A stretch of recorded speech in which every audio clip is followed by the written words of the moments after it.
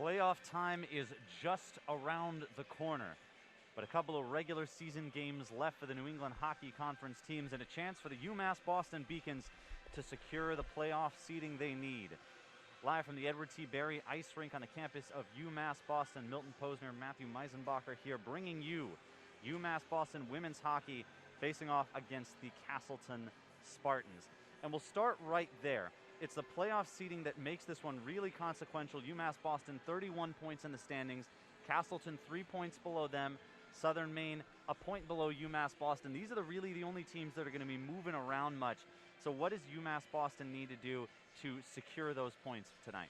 Yeah, you make a great point. You take a look at the top two teams in Elmira and Norwich, and they're pretty too far ahead to be caught. And so I take a look at UMass, Southern Maine, and Castleton, and really they're up for grabs. As you mentioned, 3 through 6 could really go any type of sort of way. So you've got UMass in third currently with a game against number 6 Castleton. And this one, if they can take this one home, you really lock in a home ice game for those quarterfinals, which is really, as a regular season goal, most teams put that as goal number one, right? Let's get a home game for the quarterfinal. And so UMass can lock that in tonight. Now, in terms of finishing in the third spot, it really depends on what Southern Maine does. They've got a pretty good opponent against Salem State. Looks like they're going to get a win tonight, and they're going to play them again tomorrow. So looks like they've got a pretty good path to maybe getting to that 3 seed. But if somehow UMass can walk out of here with 6 points, they lock it in. So there's a lot of things that can happen, but right now UMass in a driver's seat to get that home game for the first round of the quarterfinal, and they've got to be pretty happy with that. Yeah, UMass Boston absolutely controls their own destiny here. If they take their 6 points, they will keep the third spot that they're in. Like you said, Southern Maine is up 4-1 right now over Salem State with about 7 minutes to go. They'll play them again tomorrow. Salem State is 9th in the conference right now, just 2 wins on the season. As much as you don't want to say they're fodder, this is the NEHC, anything can happen. You got to imagine Southern Maine is favored here. UMass Boston's playing Castleton today. Tomorrow, Castleton will play 6th place Johnson and Wales, 7 wins on the season. UMass Boston will shift gears to play Plymouth State here, 4 wins on the season. Both of the teams we're going to see here tonight should be favored tomorrow, and that puts a lot of the weight on tonight. Going to take a look at the all-time series here between these two squads, the Beacons and the Spartans. UMass Boston very handily leading the series, 21 wins to 6 for the Spartans. The Beacons have won 6 out of the last 8. And on the last meeting, this was last month, it was a 3-2 win. Katie Wilbert scoring the 2 goals in the third period to get that win for UMass Boston. But what that also speaks to is this is the second meeting of the year. The head-to-head tiebreaker, should it become relevant between these teams, and there are permutations that would let that happen, is going to be decided here tonight. If UMass Boston's got the win, Castleton can come in and tie it, and then it goes to the crazy sequence of tiebreakers that we got down below. Well, 100%. And sometimes we throw up these all-time series, and it's kind of something we take a look at, but we don't pay too much attention to, right? Because so much changes year to year. But this time, it really is something to key in on. You take a look at the last meeting. It's a 3-2 hockey game, like you said, about a month ago. And that's a close hockey game. That's a bounce of a puck, right? So you could really see if Castleton gets a bounce, maybe that's a tie, right? And we're singing a different song here tonight. So I would expect this to be a tight hockey game tonight, and I would expect to see UMass best. I think they're well aware of what's going on in the standings. They're well aware of the all-time series that, hey, we've handled this team, but we've really got to come in and show our best in order to lock in and give ourselves a really good chance at a home ice playoff game. We're going to send you to some highlights from that game on January 8th. UMass Boston taking Castleton 3-2, the 2 mission. We're going to go to that and then break down the rest of the analysis for you before puck drop. We'll be right back.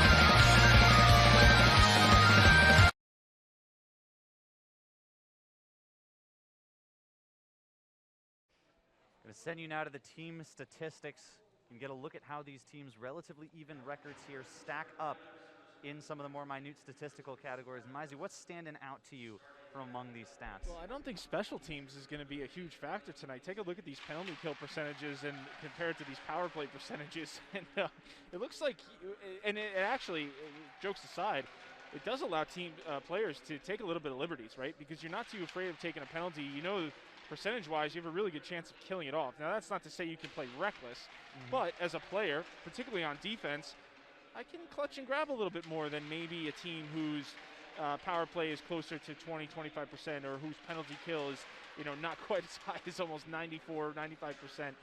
So it does play a factor, but to me, that's a standout. This is going to be a 5-on-5 hockey game.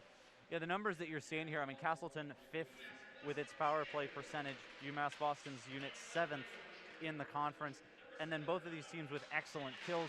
You have to imagine might be more likely to see a shorthanded goal at this point than a power play goal. Sure. We're going to go to the team leaders, the individual leaders, and get a look at who we might want to highlight. You can see Kaylee Kozik there making a mention on the goals scored list. She is coming back. This is her first game in a couple of weeks. We're also going to see Kelsey Ryan back for the Beacons. We might talk a little bit later about their role and how much they might play. But it's Katie Leffler, won her second Conference Player of the Week earlier this season, who's really making the biggest standout here on this list. And she logs so many minutes, Milton. I mean, she seems like she's out there every other shift. I don't know how she does it in terms of her lung capacity. I mean, she must be able to run marathons with ease, the amount of hockey she plays here. We'll take a quick break for the national anthem. We'll be back after this. The University of Massachusetts Boston.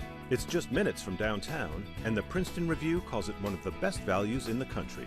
A nationally recognized institution of academic excellence and research, UMass Boston offers more than 150 undergraduate and graduate programs, 16 Division III sports, and more than 100 student organizations. To learn more about the opportunities waiting for you at UMass Boston, visit in person or online. UMass Boston, a research university with a teaching soul. Celebrate the soggy shoes and the slow starts. Celebrate the lessons learned along the way.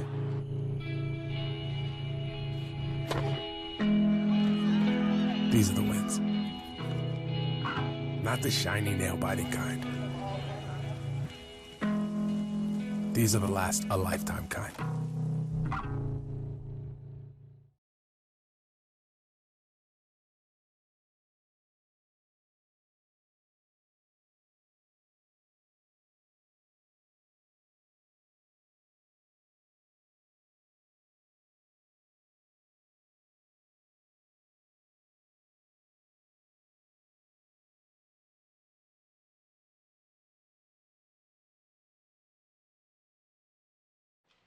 Just a few moments to puck drop here between the Beacons and the Spartans. Going to go to our player to watch for the Beacons. It's going to be Addie Buddington on that first line defense.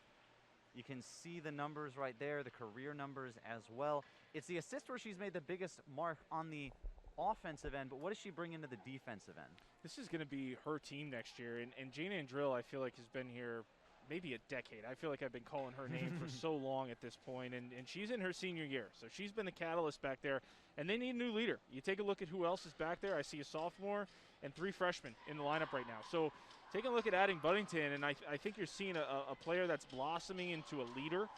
She can play in both sides, both defensively and offensively. Might even be looking at maybe a letter next year. So I really like the way this player is developed. Again, logs a lot of minutes. She's out there almost every other shift.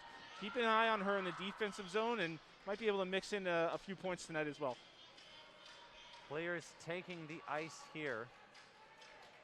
I'm going to just give you the starters really quickly because I'm not going to have enough time before puck drop. It's going to be Allie Riefler, Katie Leffler, Anna Gustafson on the top line, Buddington and Jane Andrill in front of Victoria Kennedy. For the Castleton Spartans, Darby Polisi, Julia Carpenter, Emily Harris on the top line, Catherine Campoli, Ryan Mix on the D-line in front of goaltender Kirsten DeChico. Puck ejected here, giving chase is Harris. Right winger stripped of the puck there by a back-checking Jane Ann Drill. Yeah, quick stick there. You can see her taking ice, and then the quick poke check disrupted that rush. Buddington now, chance for the Beacons here. Castleton goes for the first change of the game. UMass Boston opts for theirs as Riefler, not normally a top liner, but has taken that position due to health issues with her teammates. Coming in, it's Liz Cramp, fires on net, stick block, and collected there by DeChico. Sophomore goaltender out of nearby Lowell. And you take a look- 917 save percentage on the season. Go ahead. Sorry, Milton. Yeah, number 3, Liz Cramp. But I really like the way she's played. She came in, freshman year, and that's a tall task, right? I think she's a natural goal scorer and a little bit of pressure, right? You want to come in and have an impact right away. She had a few games there where it took a while to find her groove, but you take a look at what she's done and putting up points, right? 16 points in 21 games. You can't ask for much more as a freshman. Really like the way number 3 has evolved. Southern Maine just wrapped up their win over Salem State. That's going to give them the 3 points and put them a point ahead of UMass Boston in the standings. Remember, Beacons have a game in hand, and it's this game. Liz Cramp has got Leffler to her left. Shot was blocked on its way through. Didn't have enough juice by the time it got to the net. Puck ejected at Shantz at the blue line, poking it back in towards the right dot. Leffler fighting for it, but it's ejected only as far as Shantz at center ice. Puck flung in, Riefler to retrieve it. Scrapping along the boards with a couple of Spartans. Spartans in those green jerseys with a black and white trim. Beacons in their home whites with the blue and black trim. Leffler fires, ooh, sticked away there. DeChico with a nice save.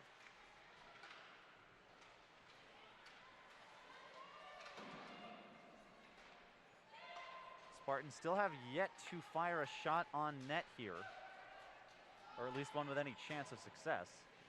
Beacons have already spent a good deal of time in their own offensive zone.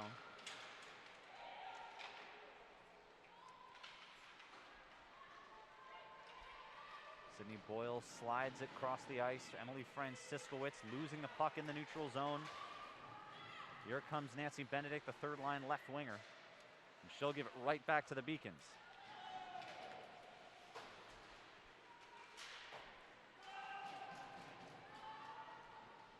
Three minutes in, both teams still finding their bearings. A chance here, Katie Wilbert, the hero last time out against Castleton, with a couple of third period goals to give them a 3-2 win over the Spartans. That was up in Castleton, Vermont in early January, one of the first games back from the winter vacation. Yeah, it's a ways up there, especially this time of year. There's usually snow. Well, that looked like it could have been a call. Borderline trip call there as Hannah McDougall hit the ice, and Kennedy has to collect her first puck of the game. Pretty good way as a goaltender to get involved. A little rolling puck. I think Warm-up shot. I think I could get that one. Yeah, I think I could handle that. Talk to head coach Danielle Blanchard and see if she'll put you in. Well, minutes were always a challenging aspect of my career, so I'll take what I can get. Puck comes behind the net here. Oh, centering pass. That got there, blocked on its way through. Darby Polisi there in the slot, unprotected. Tall, and 5'7", listed at 5'7". She's got to be 6 foot on skates. And she was all alone. Didn't get enough on it to get it towards the net, but you don't want to give too many of those up. Melina Maggio of the Beacons stepping in just at the last minute. Harris will fling it on net. High shoulder block there, arm block from Victoria Kennedy. Has really shown in net for the Beacons so far this season. She really has. 22 games played and kind of been a backstop. I mean, I'm sure there's multiple games you would look back on film and see her goaltending being a main catalyst for points, whether it be a tie or win. Beacons having a little bit more trouble on the breakout here. Castleton keeping them in their own zone more than they were in the opening few minutes. Now they break through. Wilbert whiffed on the pass there. Had Kelsey Ryan flying down the left side. That was a nice play by Buddington. She got a pretty tough pass from Drill, who was under pressure, and was able to keep her composure. And almost created a 2-on-1 there. A pass through the neutral zone. We'll get a whistle here, puck out of play, but good heads-up play by Buddington to not panic. Put a puck on right on the tape and gave her Katie Wilbert a chance on a 2-on-1. Didn't amount to much, but still a good rush opportunity. Have a face-off in the neutral zone here. Get a look at Tim McAuliffe, second season at the helm of the Spartan squad. Of course, Danielle Blanchard, the first-year head coach, manning the Beacon sideline. Yeah, neither coach with a ton of experience with a game of this magnitude, right? A playoff seeding, jockeying, as they say, to be had, and these are the types where coaching matters. You know, those matchups, trying to give your team just that little extra advantage at certain points of the hockey game that can result in a win. Danielle Blanchard's got some experience as a player in big games, bigger games than this, but as a coach, absolutely right. New ground for her as a Burum takes it away in the neutral zone. Puck ejected back in. Burum goes for a change, as does the rest of the offensive line. Picked up in neutral ice. This is Riefler weaving through the defense to the forehand shot, just wide of the post by a matter of inches. 6 minutes gone in the first period, still no score. Beacons and Spartans fighting it out, separated by just 3 points. Thread through pass here. This is a chance for Gauthier, and Kennedy center away. I think she got it with the glove there. Mini breakaway, great stop. Courtney Gauthier, the captain, graduate student out of Tampa, Florida, playing on the third line tonight, but leading the team with 8 goals on the season. Type of player you lean on if you're Castleton, right? In a game like this, trying to climb in the standings, and you need players like that to step up. A golden opportunity there. Kennedy bested her. Katie Wilbert with a takeaway there, and here a chance. They're going to catch UMass Boston in a line change.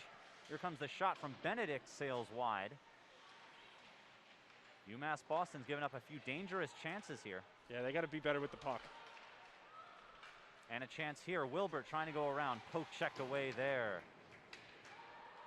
That was Campoli. And covered up in net by DeChico. It's one area where the Beacons can really make things difficult on themselves. You know, they tend to play a little bit of hot potato with the puck, and sometimes it works out in their favor, but it's a little bit of a roll of the dice. And when their composure, you could see it there early in the hockey game, right? They had some composure. They were entering the zone as a unit, and a few times there, a little bit of hot potato created some turnovers, made things hard on themselves. Both teams seem to, as a turnover here, Burum still loose in the slot. Oh, and it somehow stayed out. Looked like it clanged off the right post. Shot flung in and covered up. I'll tell you what. From Butters. You know what? From this angle, and we've got a pretty good angle on that. I thought so too, yeah. I thought where the pad was and where the puck was, that maybe that was in the net. And we don't have the advantage of a replay. There's no way to challenge that, but I guarantee you, in overhead view, that puck was minimum close to going in, if not already over the goal line. Ref didn't have a good angle on it, but that was close. My best guess on that is that it was the puck was touching the goal line in some capacity. Yes, yeah. We couldn't see the puck. We could see pretty much the entire crease, right, and no puck. And it looked like it kind of just slipped under and stopped on the edge of the pad. Yep, it was a lot closer than I think the ref had maybe expected. 2-on-1 here. Alex Johnson flinging it over, shot. Kennedy stopped it. Great save. Great save. That was Samantha Lawler coming down the right side. Beacons come the other way. Burum to the backhand, flings it on net, and it sails across the crease. Oh, just a tremendous save on that 2-on-1 from Kennedy. That's a long way to go to make a stop. Victoria Kennedy has had to make some difficult saves in the early going. Beacon's going to look to tighten it up as Gabby Shantz and then her counterpart. That would be Jenna Krikorian take a spill in the neutral zone. Beacons fling it up. A wild back and forth game through the opening 8 minutes. Not very many stoppages in play for pretty much any reason. No, good flow to the game, yeah. No penalties, very few face-offs. Both goaltenders with a couple key stops as well. Thread through, giving chase now. Alexandra Snow.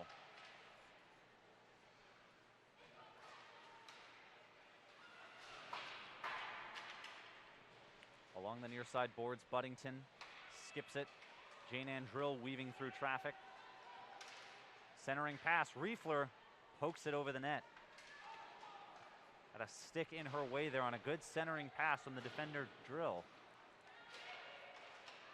Oh, deflected, hit a couple of skates and nearly found its way home. The double tip, that's a goalie nightmare. Little game of pinball there. And covered up there by DeChico. I think may just want to rest for a moment. I think everybody needs a whistle, right? This game was really getting to a pretty high tilt there, and both these goaltenders, DeChico and Kennedy, have come up with some good stops. Looked like a goalie battle here in this first period, right? Both teams with a couple scoring opportunities there. We saw the double tip. We saw the other shot that looked like it was going in, and then Kennedy with a couple saves of her own, the breakaway, and then the 2-on-1. So a little bit of a goaltending duel here. You got to look right there at Danielle Blanchard, who we were talking about a little bit ago. The SUNY Plattsburgh resume certainly shines bright for her. First stop in her head coaching career. Knows how to win. That's the number one phrase you hear with Danielle Blanchard. Long tenured history of winning. And she's certainly got the program in a good place, given this is her first year. They're in third place in the conference right now, as we mentioned. On short notice, right? Took over the team with a month, maybe 2 months before the season started. Yeah, this was not I don't even know that it was even that. It might have been a couple weeks. It was short. Yeah. Difficult to get your team together and playing well, but she's done just that, and the Beacons, particularly in the last month and change of the season, have really put the conference on notice. As good a candidate as any to challenge Elmira and Norwich at the top. Sticked away by Kennedy there. Yeah, without a doubt. It's a great point, and I think already, you know, a small win on the year for this team, you know, in terms of where they're at, even at just this stage, with so much room to grow. I think a very confident team, feeling as though, like you mentioned, they are right there at the top of the conference. Scrum along the near side board. Puck squirts loose to Shantz below the goal line. 9.5 minutes remaining in the first period. Still no score between Castleton and UMass Boston. Shot flung in, didn't. Oh, it does make its way through, and it's in! The first goal of the game belongs to Emily Harris and the Castleton Spartans. Emily Harris, an old Beacon name, graduated at this point, but it's a tough break for Victoria Kennedy. You know, the puck comes across, it's a bouncing puck, it's a long way to go across, and it just so happened landed right on Emily Harris's stick, and for a goal scorer, doesn't get much easier than that. All you got to do is elevate it, make sure it's on net, and you'll take those all day. So a 1-0 lead for Castleton on a bad break for the Beacons, and they're going to have to respond here. It's interesting enough because they've given up arguably more dangerous chances than that. Yeah. In the early going. The randomness of the bounce gets him there. He sets up a shot, is sticked away there by DeChico. Yeah, pretty unfortunate, right? It's just one of those things, your luck wasn't on your side with the way that puck bounced, and you can't ask your goaltender to come up with those. That's we'll get a whistle here as that puck touches the netting, but that's just one where you've got so far as goaltender, right? I mean, you're on your left side about as far as you possibly can be, and you've got to get all the way to the opposite side. And you're trying to defend the far corner, the top corner at that point. It's a postage stamp goal. Exactly. Too much time, too much space, and you can't really ask her to get that one. Good shot, though. You know, you still got to execute on the play. Emily Harris puts it upstairs, gives Castleton a 1-0 lead. It was an even strength goal assisted by Alexandra Snow. For Harris, that is her 7th goal of the season. For Snow, her 3rd assist in her 21st game. It's kind of a freebie, right? You'll take those. Entering offsides on the Beacons here. First call we've seen for that. And the Beacons will swap out the lines. Yeah, and you can't panic here, right? If you're the Beacons, we got a bad bounce, and we're down now, but we played well, right? And we've shown signs that we've come pretty close on scoring as well. So the last thing you want to do is start to panic a little bit or deviate from your game plan. It's not a problem here. Down 1, plenty of time in this hockey game. You're at home. Just need some reassurance from your seniors on the bench. Weaving through traffic, here come the Spartans. It's Catherine Campoli surrounded by Beacons. Still maintaining possession. Butters comes to challenge. Long pass. Hard block there by Cramp. Yeah, that's a good block there. I think she caught that in the arm. Didn't seem to phase her whatsoever. This Cramp shown a lot of grit at times this season. Second line left winger tonight. Puck comes back through up to the blue line. Who's getting to it first? It's going to be Castleton. Puck swings wide. Shantz whiffed on it. Now UMass Boston's got to fight to regain in the neutral zone. Wilbert fires, and Franciscowicz gives chase. Or along the far corner. Centering pass broken up here. 7.5 minutes to go. 1-0 Castleton. Now the Beacons to the back check. Here come the green and white. Pass blocked. Centering feet out front, sticked away. Kennedy pad save, and the Beacons escape. Boyle fling it, and they'll opt for a change.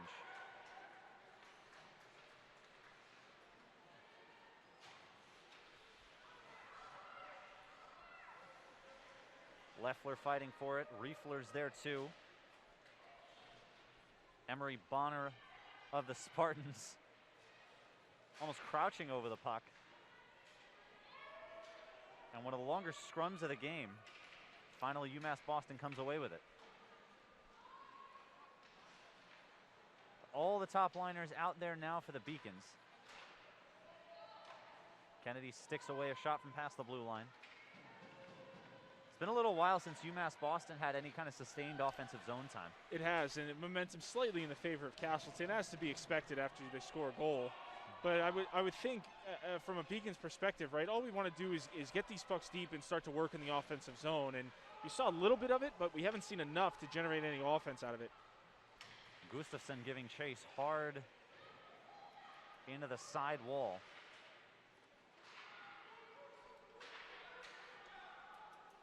And now behind the net. Sticked away there. Fighting for it is McDougall, and it'll come all the way around. Castleton goes for a change. UMass Boston still got that line out there, that second line. Slingshot blocked in front, and UMass Boston clears. Yeah, a solid block there by Butters. The puck had some heat on it. And it gives UMass Boston a chance to swap players. Turnover here in the neutral zone. Coming up side to side, and Kennedy sealed it well. Losing control was Polisi. Yeah, at least one penalty. There could be two. I saw two that potentially could be called here. There's definitely going to be one. Let's see. Who is going to be whistled? It looks like they're... I got to be honest with you. I think the Beacons are fortunate here. They're going to get one penalty. There was two. There was a hook and there was a slash. And I think, fortunately, the referee, Knapp, is only going to call one of them because that could have been a 5-on-3. It's Melina Maggio to the box right now. For her, that would be penalty number 9 on the season. And UMass Boston to the penalty kill right now. 88% penalty kill, one of the best in the conference. Castleton does not have an elite power play unit. Both teams, as we talked about in the pregame, a little bit similarly situated. Not exactly a dynamite power play offensive, but both of them very good shorthanded. Without a doubt. And first things first, right? You got to kill off these opportunities if Castleton should generate any. But there's a tendency when you're on the power play to really not be thinking about defense at all whatsoever. And so if you've got an opportunity as a Beacon, I would say take it. This isn't a power play that's overly concerning at 10%, scoring rate.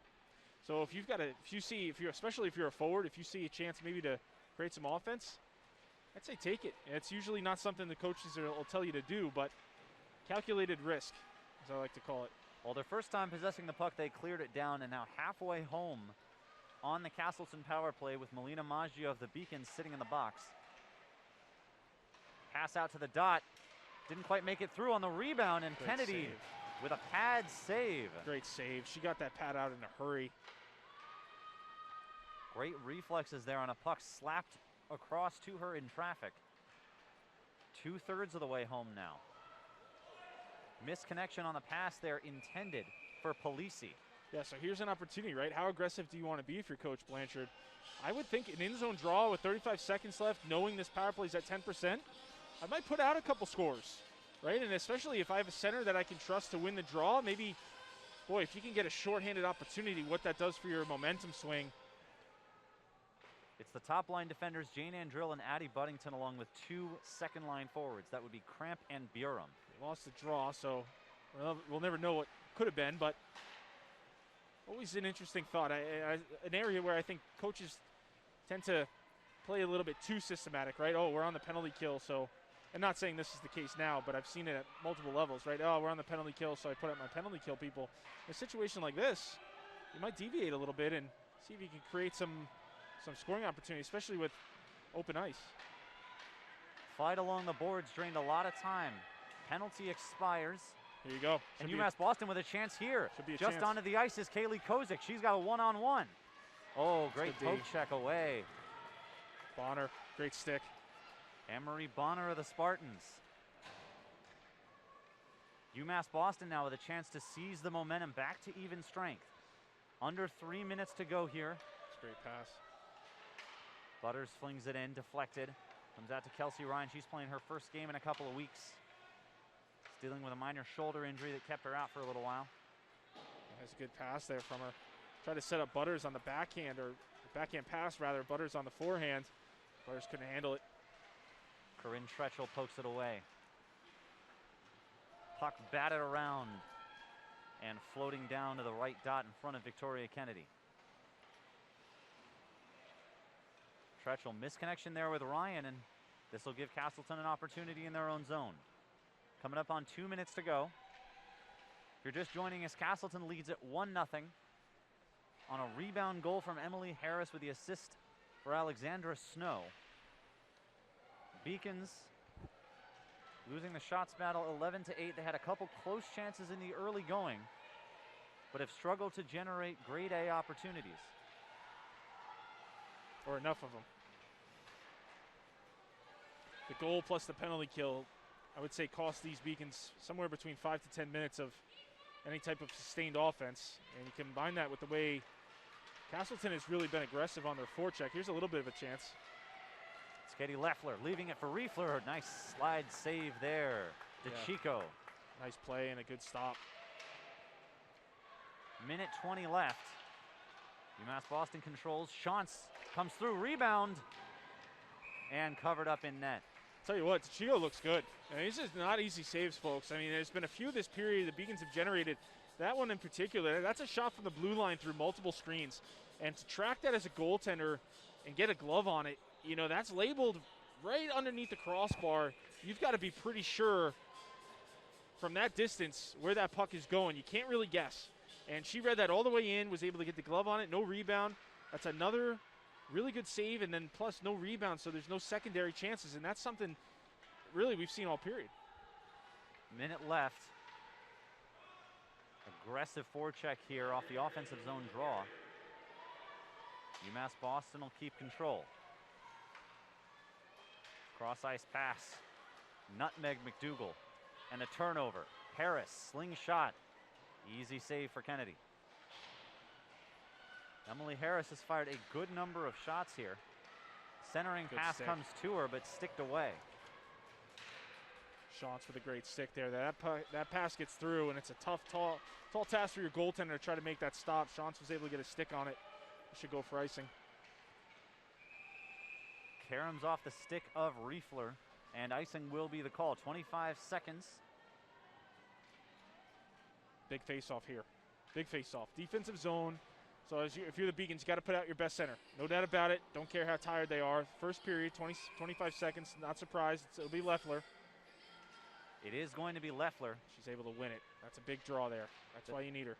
The Beacons have been dominant on the faceoffs. The one category where they've really cleaned up so far. 15 seconds to go. Last chance for some damage here. 10 seconds. What are the Beacons going to do with it? Thread through pass. Leffler sticked away. And the period will end. 1-0 Castleton still. The goal from Harris, the only offense so far. And Maisie, what do the Beacons have to do to adjust heading into the second period? Well, I thought overall, I didn't think it was a terrible period. I thought they came out really strong, and I thought both teams did really strong out of the gate, and it was kind of back and forth. I think both these goaltenders have been called upon. We've seen both saves. Victoria Kennedy with some great stops early. nothing she could do on that cross-ice pass. That was just a great hockey play. And you've got a Castleton team that's really doing well, I think, particularly on the forecheck. I know they're up 1-0, but they've made things quite difficult for the Beacons to break out consistently. Now, the Beacons have been able to do it, but it's been sporadic, and it hasn't been consistent. They're not able to stack their shifts right now. I think when I take a look as to why, it's because Castleton is really clogging the middle, and they're putting it on the defense of the Beacons to make sure that that first pass is a difficult pass. It's working. If I'm the Beacons, I got to find a way to maybe perhaps tweak the breakout a little bit, give my defense a couple more options to look at, and maybe create some things off the rush. When you have a Castleton team that's being this aggressive, that means that there's not a ton of people past that red line, right, on the defensive side, probably 2 max, and if you can catch them, maybe 1. And we saw that a couple times where there was some rushes. We saw that late in the period there, that drop pass from Leffler. So there's been opportunities, but I think if I'm the Beacons, I want to find maybe a few tweaks I can make on the breakout to create those more consistently. We're going to take a quick break here on our end. We're going to show you some of the highlights from the last time Castleton came to this building. It was a couple years ago and ended in a 1-1 tie. Kelsey Ryan and Sophia Vingy scoring for their respective teams.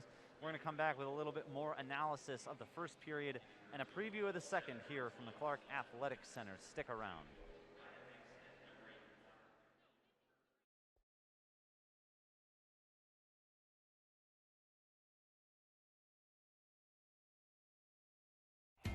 Something I discovered in myself is that if I have a goal, then I can accomplish it. The well-rounded experience. At a Division III school, you primarily a student athlete, so the school is really shaped around you developing yourself as a complete individual. It helps a lot that you have a family with your team that can guide you.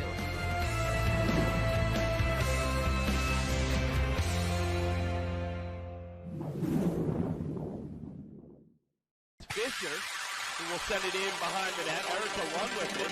On the Beacons captain up top for Rico Rucci, who gets the shot all the way through, but it's tipped high. There were 2. Castleton with a shot from loose along the goal mouth. Drill clears it out. Now a little bit of a knuckle puck there. And what you wanna do, baby? Where you wanna go? I'll take you to the moon, baby. I'll take you to the club. I'll treat you like a real lady, no matter where you go. Just give me some time, baby. Cause you know, even when we're apart, I know my heart is still there with you. 5 more hours till the night is ours, and I'll be back with you. This right here is my time for party. 5 more hours, we just getting started. This right here is my time for party. 5 more hours, we just getting started.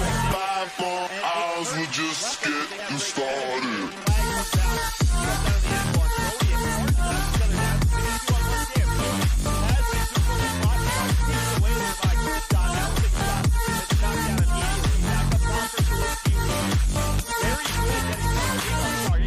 How you wanna feel, baby? What you wanna know? Just pour another drink, baby. Come on, pour a little more. I treat you like a real lady. I keep you out the cold. I give you all my time, baby. You know, even when we're apart, I know my heart is still there with you. 5 more hours till the night is ours, and I'll be back with you. This is yeah.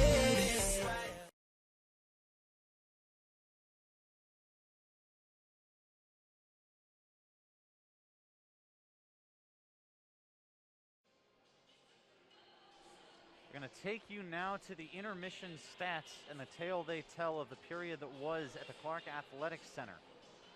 UMass Boston evening a lot of the categories out here. As you can see, it was a very evenly played period, albeit with the momentum swings. UMass Boston maybe starting off a little bit hotter. What was it for Castleton that got them to where they are right now? It was a bounce of a puck. I thought that was a pretty even period. I really did. I didn't see anything that I thought was overwhelmingly in favor of the Beacons or the Spartans there. Just so happened, and quite honestly, could be 1-1. I mean, we talked about this. The Beacons had a chance there, and I really stand by this. If there was an overhead view, of that one shot they had, and it looked like the Chico's pad was in the net. The puck was underneath. I think we probably go to replay there, and Beacons have a good chance of being on the board. Fortunately, that's not the case. Ref didn't have a good angle on it, waved it off.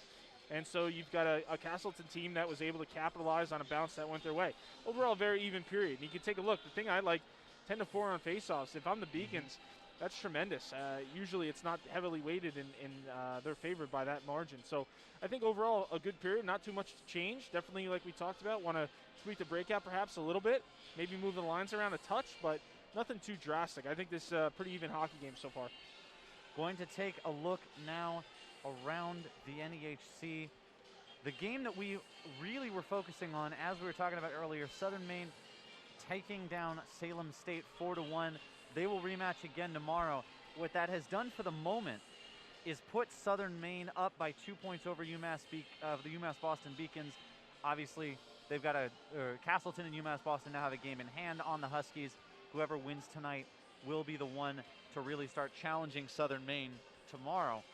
Norwich facing off against Elmira in a battle of the Titans that, quite frankly, isn't going to make too much of a difference based on both of these teams way, way top of the standings with no one else in sight. Plymouth State facing off against Johnson & Wales, New England and College against William Smith College.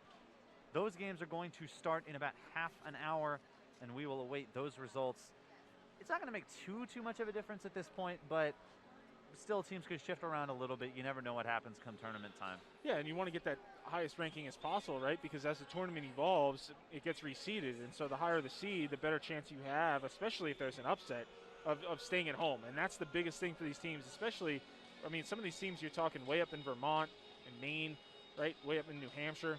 And so if you can avoid a 3, 4, 5, sometimes even right with snow and weather, 6+ hours on a bus, why wouldn't you? And you can solve that problem now by getting as high a seed as possible. Well, notwithstanding the newcomers to the conference from relative to when you were playing, what's the best trip in the NEHC? Oh boy, for a Beacon. The best trip is the shortest trip, but I would say the ones to Vermont are always fun because, and people will tell you this, once they're done, you dread those trips when you're on the team and you're playing, but once you're done, those are some of the best memories, right? Those are the ones where the stuff I can't say on air tend to happen, and the stuff that you talk about when you do get together for alumni weekend, those are the memories that you tend to cherish. So I would say it's kind of a two-sided coin, right? From a player's perspective, the long ones are always the worst, but from an alumni perspective, the long ones are always the best. We're going to throw you now to some highlights from a slightly different sport, one that happened down the hall. This was last night. Different Southern Maine squad coming into the Clark Athletic Center, and the UMass Boston Beacons disposing of them 65-58, but not before digging themselves out of a 16-point deficit. We're going to throw you to that one and then be right back with a second period from the Edward T. Berry Ice Rink. Stick around.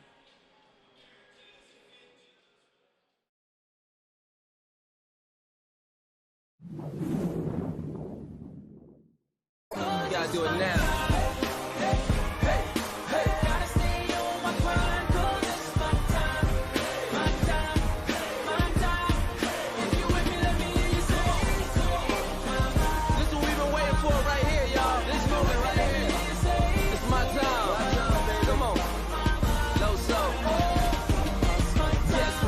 It is my time. You can check your iPhone. Better say it's our time. I don't even need a watch. I don't even see a clock. Soon as I walk in, it feel like me o'clock. Yeah, me o'clock. Every time I checks, niggas don't measure up and try to blame the Pyrex. I'ma do it bigger than a 5X. Can't ride with a L, so I don't drive Lex. Game so bickery, so full of trickery. Nursery, rhyming, hickory, dickory, blowing that sour. The hood call it pickery. Biggie, Puffy, Buster, victory. Yes.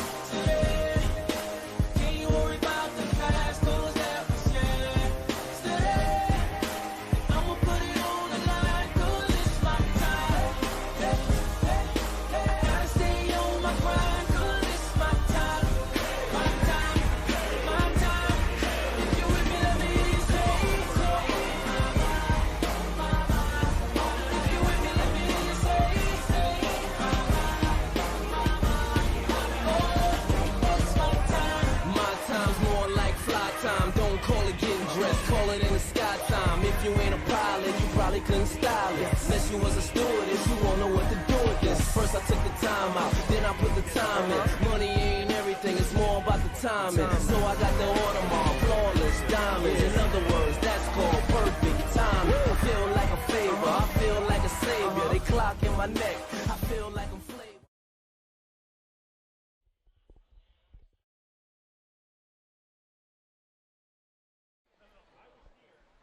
Going to give you a look around Beaconville before we get back to the hockey here. We've got men's hockey playing Castleton at Castleton. That game's going to start at 7 p.m. And then tomorrow, oh my goodness, there's a lot of stuff.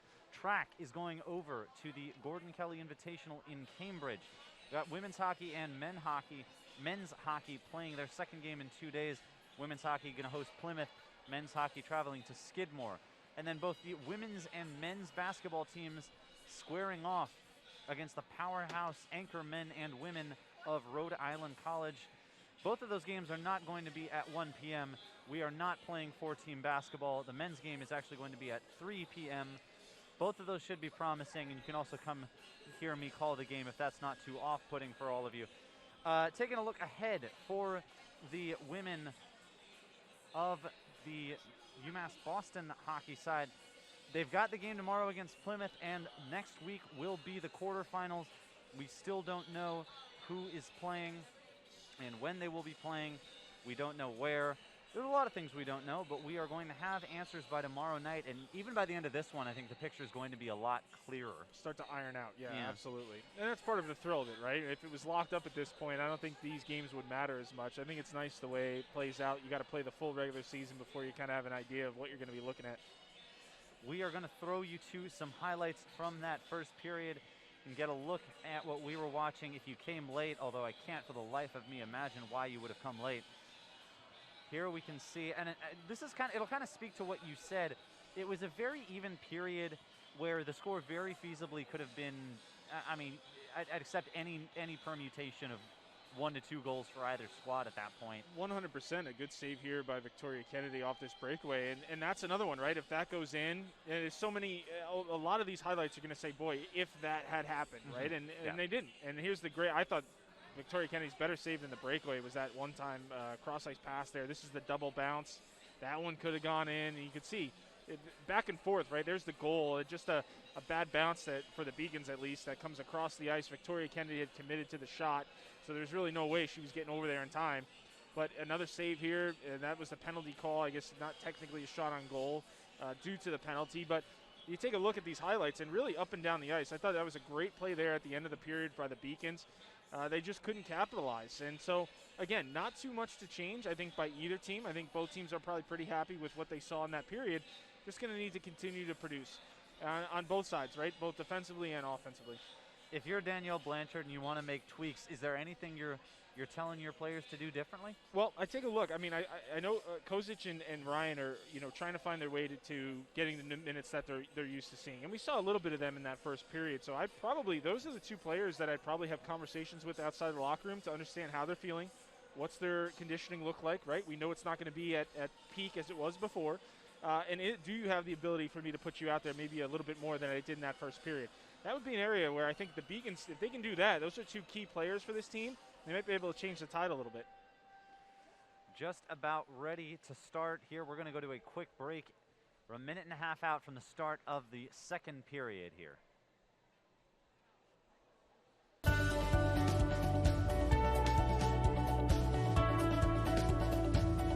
I just wanted to get good grades and to do well. But it also made me realize that I have a lot of career goals. You're there to get a full college experience, not only participate in your sport, but participate in things outside of that, and it's all about growing as a person. My coaches have helped me with figuring out who I really am. Their lives are dedicated for us to succeed. I did receive a non-athletic scholarship upon entering school. I got the presidential scholarship, which was huge for me. I think there's more opportunities for academic scholarships in Division III. I did receive academic scholarships. Just being involved on campus, being a leader, all those things combined kind of get me recognized. It's a great experience for me.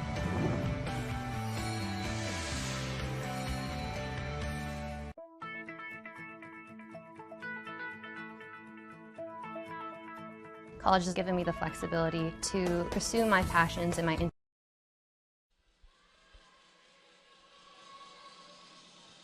Second period on tap here from the Edward T. Berry Ice Rink. Once again, thank you very much for joining us here on the Beacons Broadcast Network. Milton Posner, Matthew Meisenbacher here, bringing you UMass Boston women's hockey facing off in a critical late season game against the Castleton Spartans. It's 1-0 in favor of the Spartans here on the goal from Emily Harris, assisted by Alexandra Snow. That is where we stand.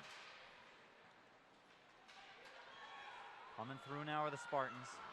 Oh, and here's Leffler soaring to the front. Rebound out front. And covered up just in time. Great opening shift by the Beacons there. The top line and all converging on top of the net. Started with Leffler. Great shot on goal there.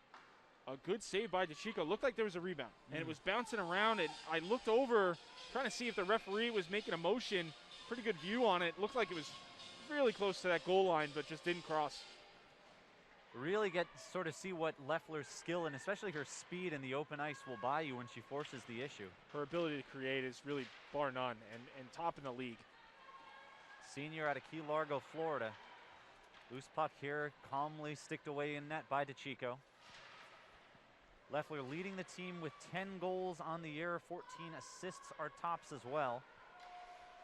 Nabbed herself a Conference Player of the Week award after a 6-point weekend a little while ago. Second such honor in her Beacons career.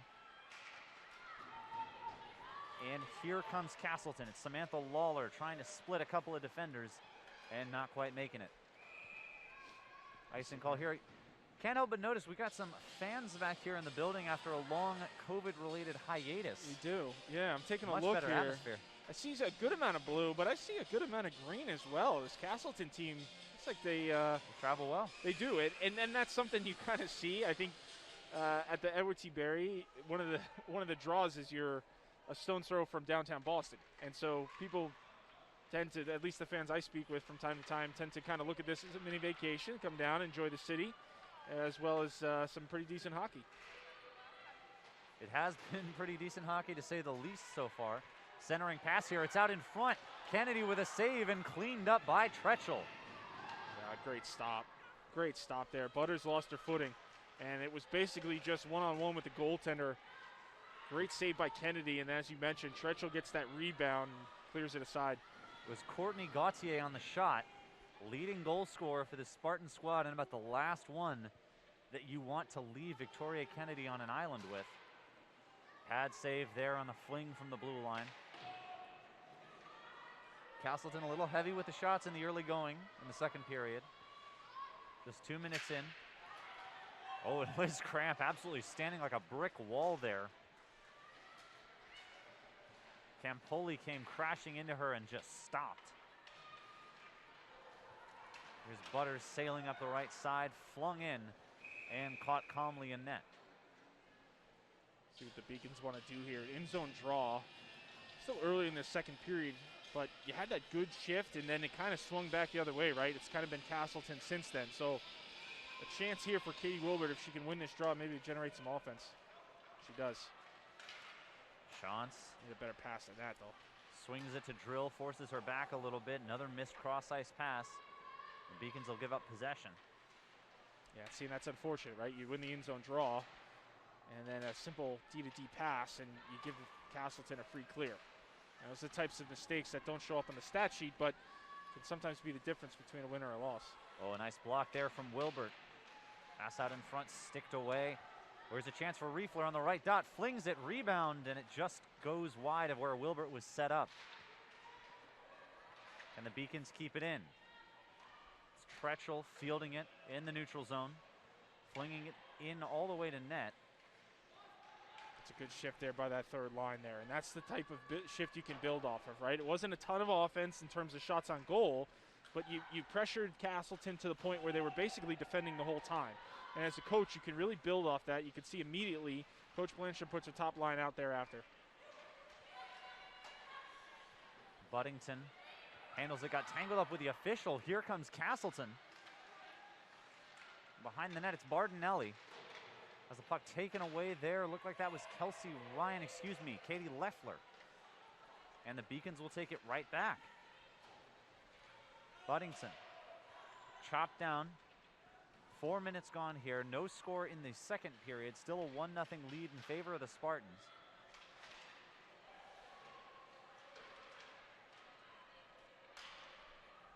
Can Castleton break the UMass Boston forecheck?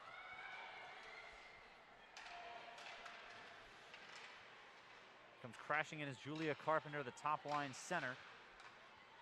Slap shot sails well wide. Emily Harris fielding behind the net. Crashing into the sidewall there on the hit from the Beacon forward. Oh, nice pass there. Here comes Burum 1-on-3. Now 3-on-4. Burum flings it wide and a little bit high. Certainly aggressive play from UMass Boston so far, but haven't quite put the pieces together. Yeah, and you have to kind of take the good with the bad on that, right? You haven't generated a ton, but it seems to be working. You are pressuring Castleton a lot more in this period, at least to start, than you did for maybe not the entire first period, but it's definitely been better here in the second. One flung in, and finally, DeChico will cover it up. And we'll send it back to the faceoff. As we've mentioned, now Castleton's made a little bit of progress on the faceoffs here. Oh, there we go. Look at this fan. You mentioned the fans. Look at that. Coming out here. She could be doing a ton of things. I'm sure she has a reservation, nice dinner reservation later on she's trying to get to, but she decides I'm going to go to a hockey game first. I love that. Beacons will keep it in. Buddington fields it on the far side. And here they come. It still stays in. The possession game has worked thus far. Centering pass, a little bit too out in front for Leffler to field it. Here come the Spartans. Brooke Greenwood. Back tap pass, flung in, pad save, Kennedy. Shot coming in from Samantha Lawler.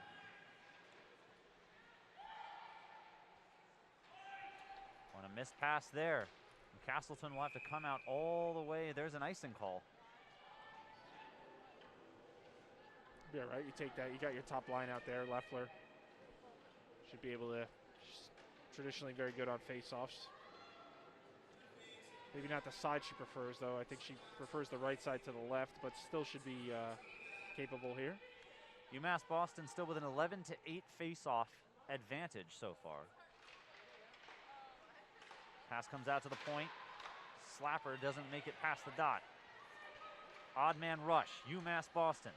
Buddington to Gustafson. Messed up the spacing a little bit. The transition opportunity evaporates.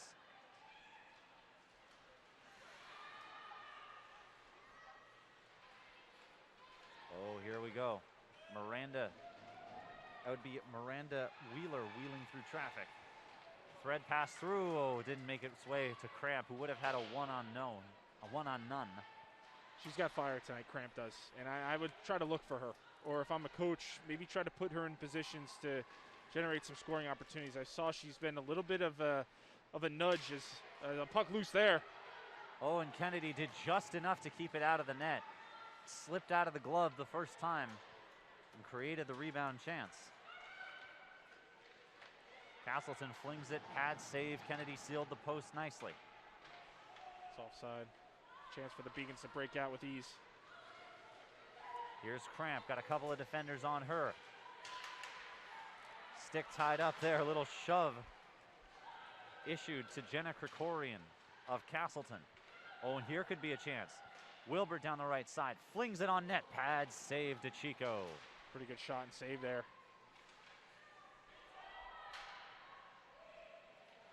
That's Boston, here comes the pass, out to the point. Shantz couldn't handle it cleanly, and Wilbert takes a tumble. Tripped over her own feet. She's able to stay on her footing there. I think she can get a shot on goal.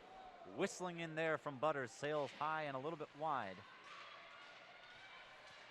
Kozik battling for it with Harris. Nice play. A lot of aggressive play right here. Really like that play from Kozik there. That looked like an easy breakout. She wasn't going to give it to him that free. Yeah, they got a penalty here. Let's take a look. Who's getting called? It's either Harris for Castleton or Kozik for the Beacons. That's going to be Castleton. Kozik's going to the bench. And that stems from her. And that's a subtle play, folks. You don't notice it unless you play the game a little bit, but really smart play there from 12. And on the blue line there, it looked like it was going to be a free breakout. And Kozik said, nope, I'm going to make you earn it, and created a turnover, threw it back into the zone. Sure enough, that little play there draws a penalty, puts the Beacons on a power play. The Beacons have converted 1 in 10 power plays this season, and the kill they are up against right now is far and away the best in the conference. 93% kill rate for the Spartans here. So a tall task for the Beacons, but they've had the momentum so far in the second period. A chance for them to put it to use here. When you have a penalty kill at that clip, you can't try to do too much. You got to try to make 1 or 2 passes and get shots on goal. Oh, and they do get a shot on goal here. Sails about 4 inches wide of the left post. You see how aggressive Castleton is. Go ahead. I was saying Corinne Tretchell stopping the clear there. They'll fling it around. But you can see Castleton just giving you no time, right? And traditionally on a penalty kill, you're going to give the power play the wall there. Castleton, nice shot. Oh, shot in front, rebound. Oh, and just off for Leffler. Castleton's going to attack you. But a good shot there from the Beacons there. That's off the wall. Surprised the goaltender a little bit, I think. Didn't miss by much. Buddington up to Leffler, who stays on. Castleton got their whole line swapped here. How aggressive are they going to be? Courtney Gauthier.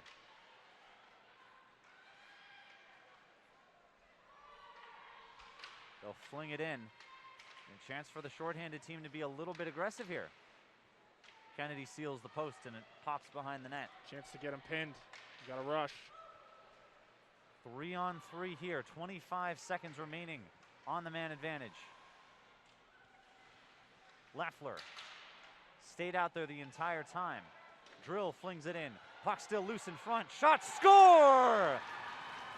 Point blank bid from Rachel Burum. And this game is tied. Well, I love Jane Ann Drill calling for the puck there. She came off the bench on a change and made it known, I am wide open. And you could hear her all the way up here. As she banged her stick and she was yelling. I love that in a player. Make no mistake, she was going to let you know I am open. And sure enough, she gets the puck, fires a great wrist shot on net. There was a rebound. And Burum, like you said, was right there to tuck it home. Didn't look like she had a ton of room.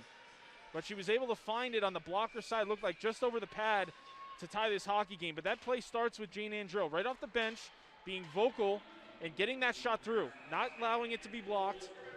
Gets it to the net, and Burum's able to find the rebound. A really nice play there by the Beacons to tie up this hockey game. And a hard tumble into the backside boards there by Katie Nealon of the Spartans, the second line right winger. Trying to skate it off here, moving a little bit gingerly. Looks like she just lost her footing. Yeah, she went in pretty hard. I did see that. Pops out to Kennedy. Kozik will retrieve it. And so the momentum finally comes to fruition for the Beacons. They've got a chance here. Franciskowitz fires on net. And a nice snag there in net by DeChico.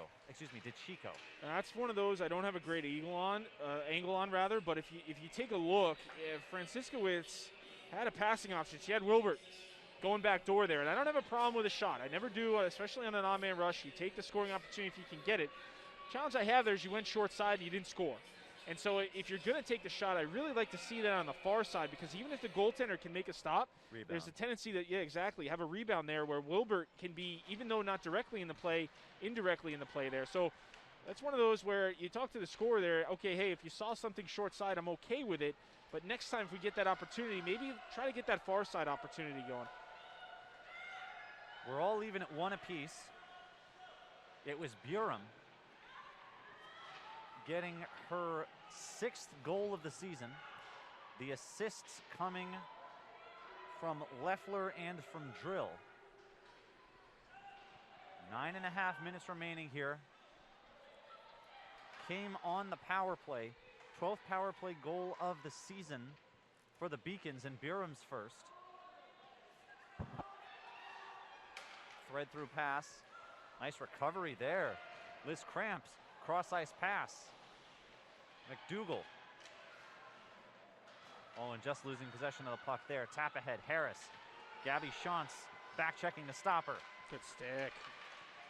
That's great defense by Shantz. Wow. That was a tricky move from Harris to stop. It really was. And Shantz was right there with her the entire time. Nice D. A stellar back check robs Emily Harris of an easy chance at Kennedy. Giving chase now is Allie Riefler. Look at the speed in open ice. This game's starting to open up again, Milton.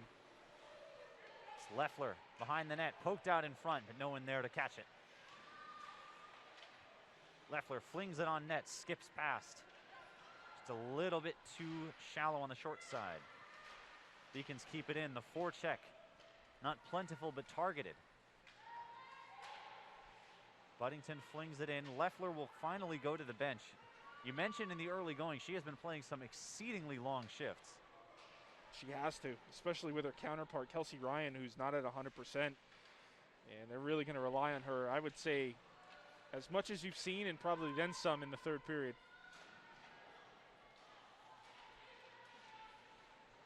Shot comes in, snagged there by DeChico. And it's going to be a face-off in the UMass Boston O-zone. Let's see the second line here. Looks like we will.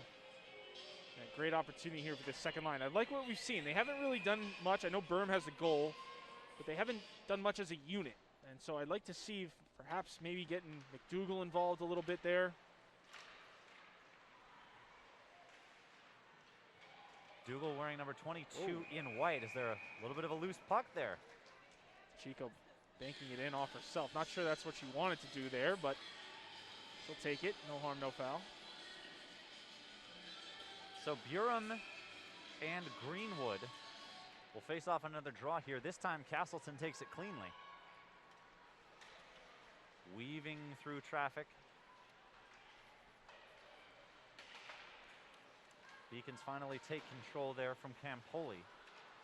Joe's got to make a better play than that. That's a blind pass up the wall. The referee was standing right there. I don't think she looked up once. Oh, puck squirts through now. Giving chase is McDougal. Beacons with an opportunity here if they can get to it first, but Castleton digs it out. Burham in front of her own bench. Slapped through, and Castleton will control in their own defensive zone. Drill breaks up the pass in neutral ice. There you go. That's the Jane Ann drill I'm used to seeing there. Good read, good intercept, throws it right back into the offensive zone. Double checking there to make sure she didn't have to stop a breakout as she goes to the bench. Tretchell comes on, and a nice save there, just the tip of the glove. It was. That was a tricky shot there. Gustafson got a little bit on it. Both teams have at certain points been content to fling these shots from the blue line. Neither's gotten anything really substantive out of it, but it keeps the defense on their toes at the very least. Keeps you honest, and I think if you get one, you're happy. Here's a chance. Gauthier flings it into the body of Kennedy. Great save. Got it off the stick there. Really challenged on that angle as well. Oh, a great back pass there from Leffler to Gustafson.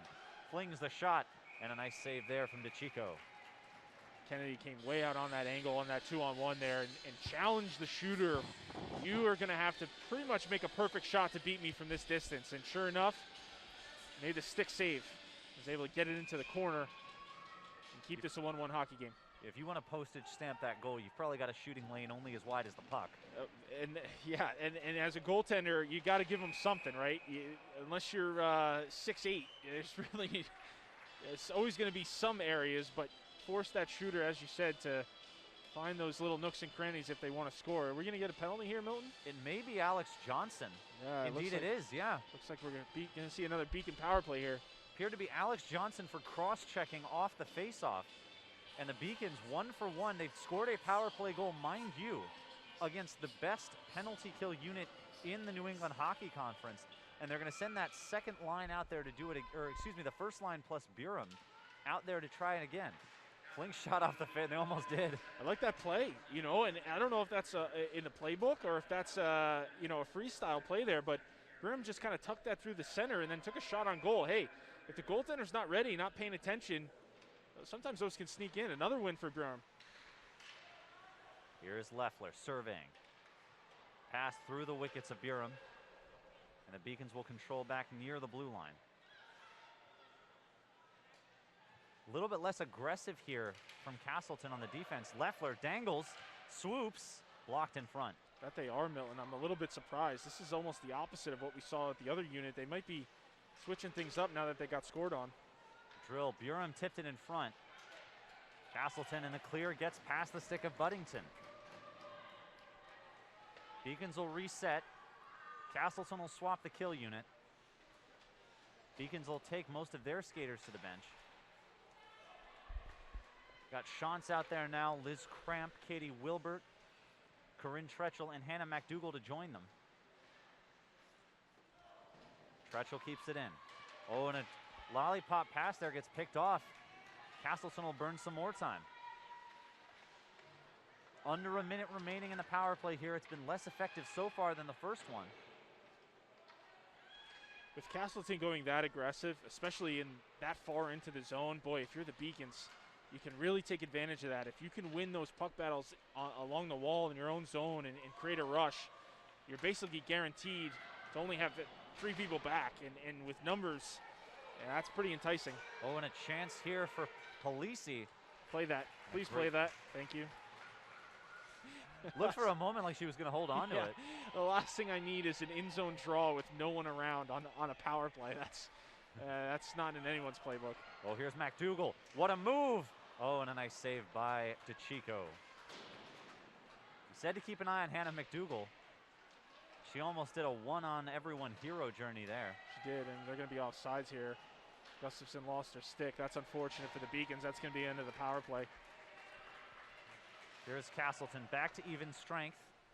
As Catherine Campoli rejoins the festivities. 4 minutes remaining, still tied 1-1. Goal scored in the first period from Emily Harris of the Spartans. Second goal game from Rachel Burham of the Beacons. There's a shot in front here. Kennedy took a pretty good shot there. Sprawled wide to keep it out of the goal. Bartolini went really hard. We're going to get another penalty. It's going to be on the Beacons. Still delayed. Castleton sends the goalie to the bench for the extra skater. Playing 6-on-5 now.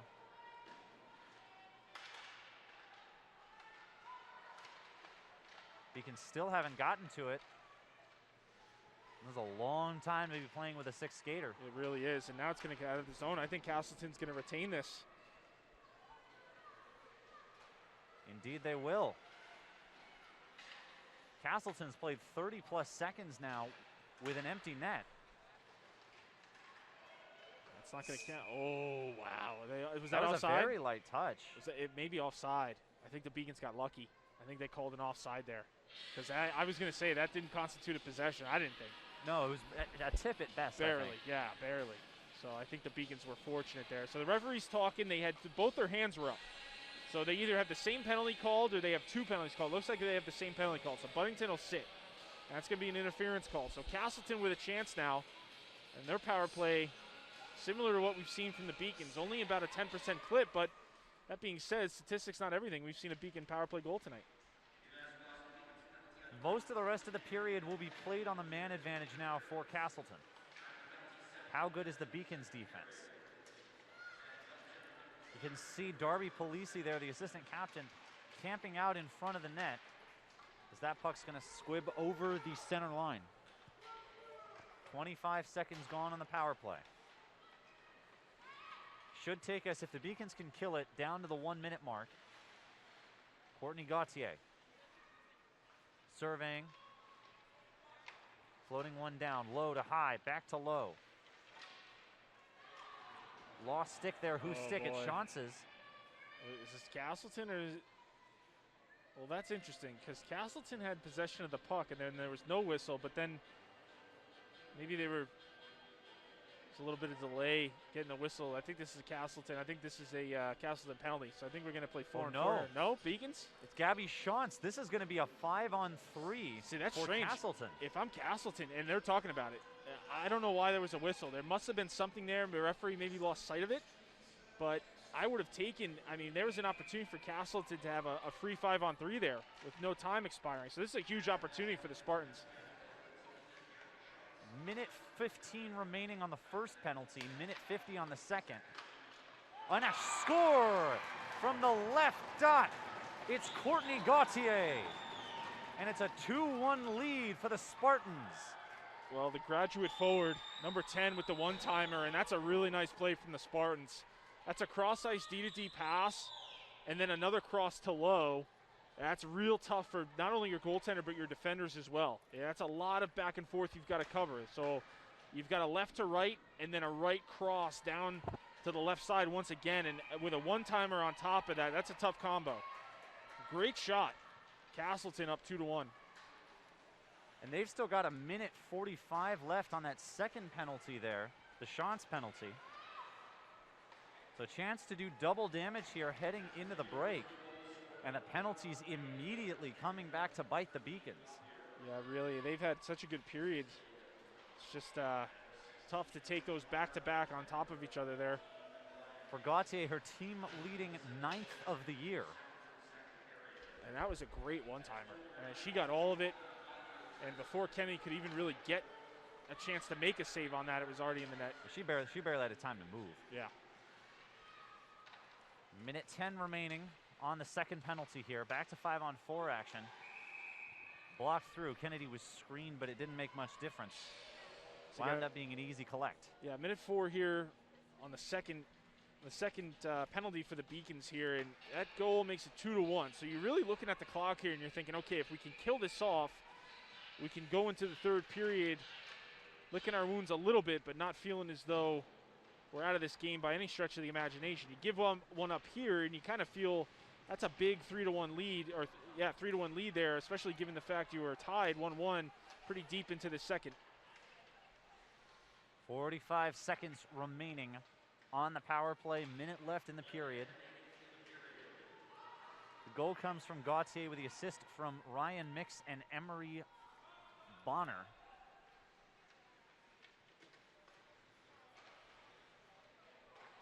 Bonner now flings it back to Gauthier, broken up by the Beacons and cleared. Yeah, really good read there. Rachel saw that pass all day, was able to get a stick on it, send it down, and get a change. One more chance here for the Spartans on an extended man advantage run, courtesy of multiple penalties on the Beacons. First on Addie Buddington, then on Chance 15 seconds into the first penalty. Slingshot pad save. Kennedy read it well. Back to even strength for the final 15 seconds of the period.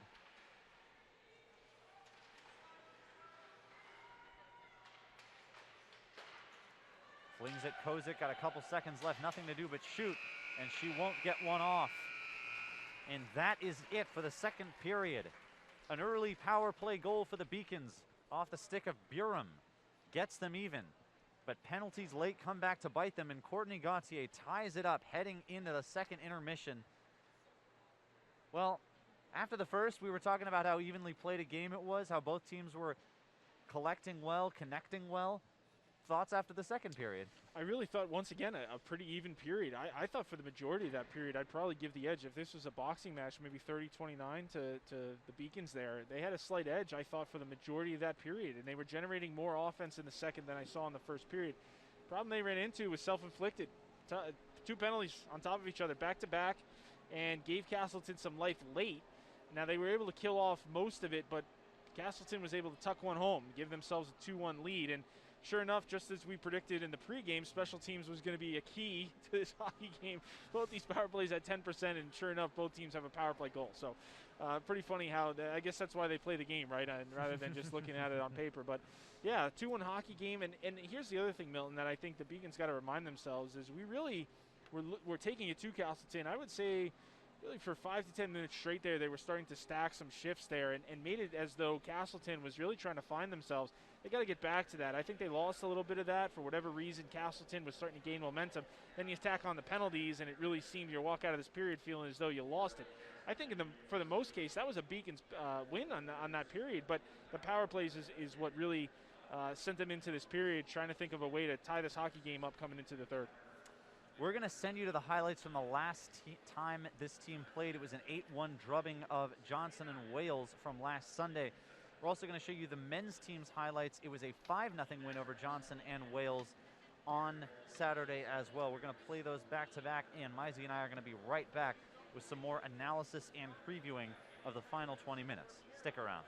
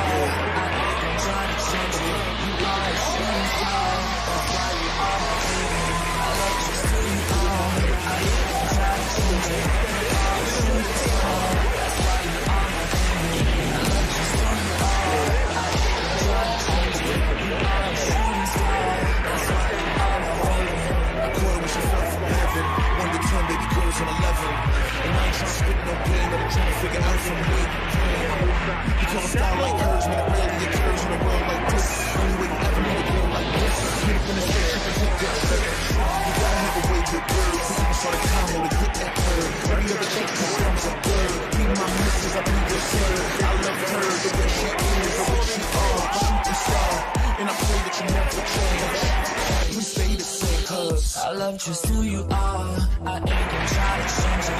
You are a shooting star, that's why you are my favorite. I love just who you are, I ain't gonna try to change it. You are a shooting star, that's why you are my favorite. Look up in the sky, it's a bird, it's a plane.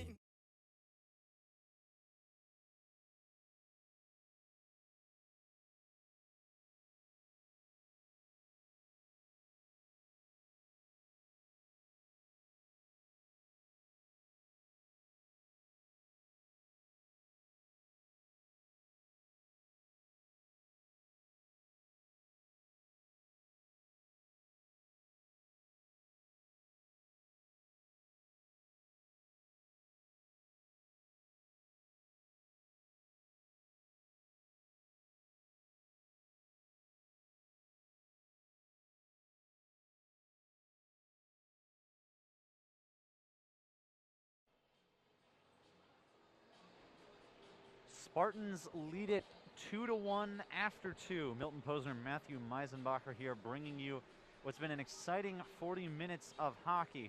We're going to take a look at the stats and talk you through them. If you're just joining us, it was an Emily Harris first period goal handing the Spartans the lead. UMass Boston tying it up on a power play tally from Rachel Burum, only for a 5-on-3 to yield another goal, the tie-breaking goal from the Spartans off the stick of Courtney Gauthier. And looking at this, we're still even in some of the categories, but the Beacons have fallen behind in a couple of them. Well, they lost all that lead they had. Only 5 face-off wins the entire period. They had 10 after the first period. Castleton came all the way back and now leading in the face-off category. But overall, yeah, it's just more of the same. Those 2 penalties they took, otherwise, fairly even period. We're seeing the shots advantage going a little bit toward the Beacons here. The Chicos had to be a little bit more adept in net, although Victoria Kennedy has certainly shown when she's had the opportunity. 5-on-3 goal. It's kind of hard to blame her for that. It was a screaming one-timer, and it was on a 5-on-3. It's coming from an angle that's very hard to defend. You kind of have to blame it on the penalties. Well, and it was a great play. Yeah, I really think when you get a penalty kill moving that left to right to left, and then high to low, north, south, whatever you want to call it, that's tough to defend. That's going to create spots for those passes to get through. And then as a goaltender, don't forget, it's not just getting there. You have to set. You have to, every time as a goaltender, when that puck moves, you have to expect the shot. And so you're basically, for Victoria Kennedy, she's coming out, setting, coming across, setting. Then she's got to go all the way back to where she was, set again. That's a lot to do with how fast that puck was moving. Very, very tough. And so you could see the one-timer there. She just didn't have enough time and space to get over and make that save. Definitely not her fault whatsoever. She's actually played quite well. I think the 2 goals that have gone in, she have really been top-end plays. One was a bounce, and one was a great play. Going to take a look around Beaconville to see how the men's hockey squad is faring in their game. I'm going to bring up the graphic here. You can see it's at 7 p.m. They will have just started that one. It is 1-0 with 6 minutes gone in the first period in favor of the Castleton Spartans. They're playing up there in Vermont. You can see all of the things we were talking about tomorrow, again with the exception the men's basketball game is at 3 p.m. tomorrow and not 1 p.m. We're going to have both of those for you right where you're watching this one. Same goes for the women's hockey game. They're going to be playing Plymouth State University. Stakes of that game as yet to be determined, but with Southern Maine beating Salem State today, it's going to have serious playoff ramifications one way or the other. Well, especially given the score right now, right? And a Beacon team that may or may not know the score of that hockey game. They've got to assume a win. Anytime you're in a position, you know, what happens if we win, what happens if we lose, you have to assume your person you're chasing or the person chasing you is going to get a win there. So they really need to step it up, at least get some points here out of this hockey game. We're going to delve a little bit more into the standings again later. We're going to bring it up before this one wraps. But for now, we're going to look at the NEHC scoreboard, see what else is going on around the conference. Like we said, Southern Maine 4-1 over Salem State earlier today. Elmira and Norwich, both of them ranked top 10 in the nation, tied at 1 after 1. Plymouth State, Johnson and Wales still even at none. New England College versus William Smith will have just started. We may have an update for you on that one a little bit later. A lot of stuff going on around the NEHC today. These are the games right here, and in particular this game that is the most influential. A lot of those other games, there may be some movement in 7-8. There may be some movement in 1 and 2, although it's probably not likely. But 3 through 5 is where it's really at, is where the teams that may pose some threat to the top tier are shuffling around trying to set themselves up. Certainly, and it can really cost you, in worst case scenario, you lose the home ice advantage in the quarterfinals, which we talked about in the pregame is something that's important to every one of these schools, trying to make sure that at least for the first round you control that home ice, and then from there let things shake out as they will. So points to be had for teams 2, 3, 4, and 5. As you mentioned, the top 2 teams kind of locked in, but with teams like Castleton, UMass Boston, and Southern Maine, a lot of jockeying still to be had. You can see the Plymouth State game is going to be tomorrow evening. The quarterfinal game is going to be a week from tomorrow. Against who and exactly when it is still to be determined. I'm going to show you some of the highlights from the second period and get a feel for how it went down if you're just joining us, or even if you just want to see them again. The Beacons came out strong, putting a lot of shots there on Kristen DeChico and getting an advantage in that category. You see there a puck almost going in off the deflection from Kennedy. But UMass Boston started to turn the tide, and it paid dividends for them. Well, you can see a little bit more back and forth, but more Beacon highlights in this second period than we saw in the first. There's the goal from Burham, and a great shot from Drill to get that puck through. And Burham was able to tuck that as expected over the pad and under the blocker. The Beacons were really pressuring. I mean, a lot of these shots here are from great areas that you try hard to generate, and then there's the power play goal. You can see just a great pass there and a one-timer that beat the goaltender. Can't falter at that. 2-1 hockey game going into this third could really go either way. Going to take a quick break here. We're only a couple minutes out from puck drop for the third and final period here from the Clark Athletic Center and the Edward T. Barry Ice Rink. We will be right back with the last 20 minutes. I'm the first undergraduate alumnus to lead this university. I'm very proud of that. I was literally able to transform my life because of the University of Massachusetts, and I want that for every single student that walks through the door. Moving from Turkey, it was a rough journey for me because when you don't really speak the language that well and when you don't really fit in the crowd, it's very easy to disappear. But I decided not to give up, and UMass helped me. Division III allows you to give yourself to other things. Having that free time allows me to pursue the things that I want to pursue. Division III athletics affords students the opportunity to, engage in the other interests in their campus and in their lives outside of that sport. It allows you to just be able to do everything you want to do. I wouldn't change it for the world.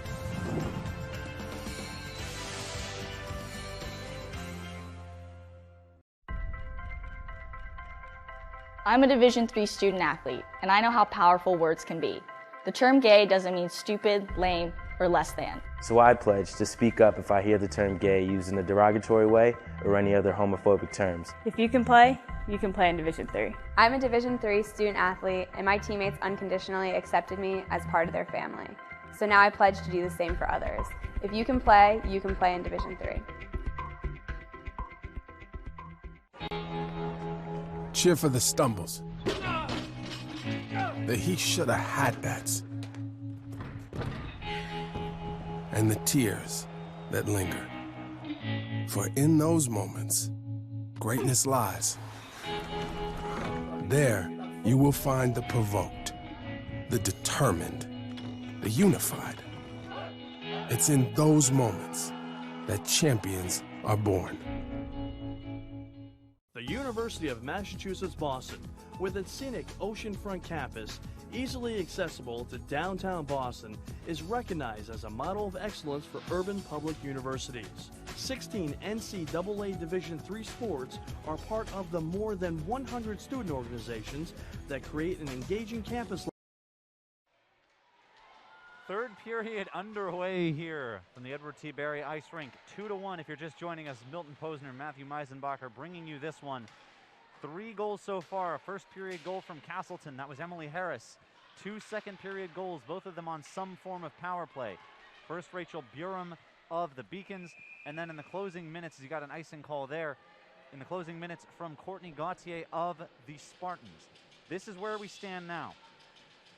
Remember, big playoff implications for this one. With Southern Maine having won against Salem State earlier today, they've got 33 points, 2 ahead of UMass Boston, 5 ahead of Castleton, both of whom have a game in hand on the Southern Maine Huskies this game. And the winner of this one will be the one in position to challenge Southern Maine, especially with Southern Maine having an easier game tomorrow. I have no idea why that wasn't an icing. I have no idea. Beacons even stopped playing a little bit, and then it got washed out. Leffler poked through. They'll swap for the second line now. Oh, nice thread ahead. Katie Leffler stays out there, and finally she'll go for a change. A lot of the time when they're swapping that line out, it seems like she's always the last one out there. That's likely by design. Senior forward, you know if something drastic happens, she's going to be responsible defensively, make sure that all her gaps are covered before making that change. And I expect to see a lot of her in this third period here. And again, I keep looking to see if 26 is going to get some more minutes. We've seen a little bit more at 12 as her minutes continue to climb, but I want to see if 26 is going to get more involved here in the third as well. Kelsey Ryan and Kaylee Kozik both playing their first games back after an absence of about 2 weeks.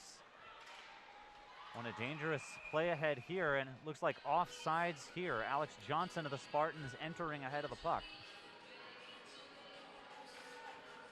Gabby Shantz, Jane Ann Drill will pop on for the Beacons.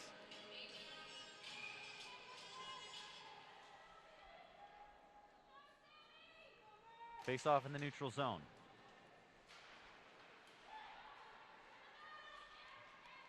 Fight for it, still no clear winner here, and it'll pop back to the Beacons. Gabby Shantz, cross ice pass. Thread ahead, misses the stick of Buren.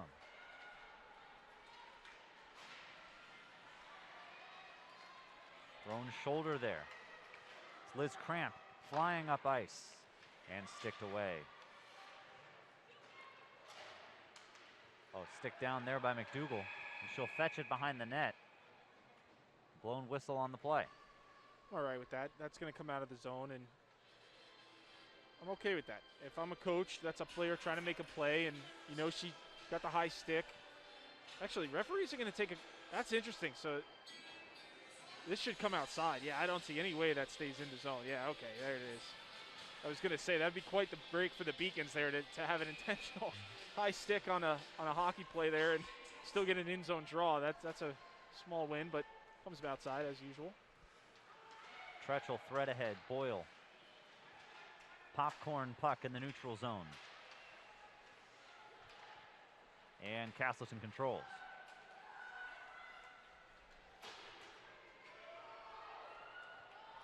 Sails by Buddington. 2 minutes gone here in the final period of play.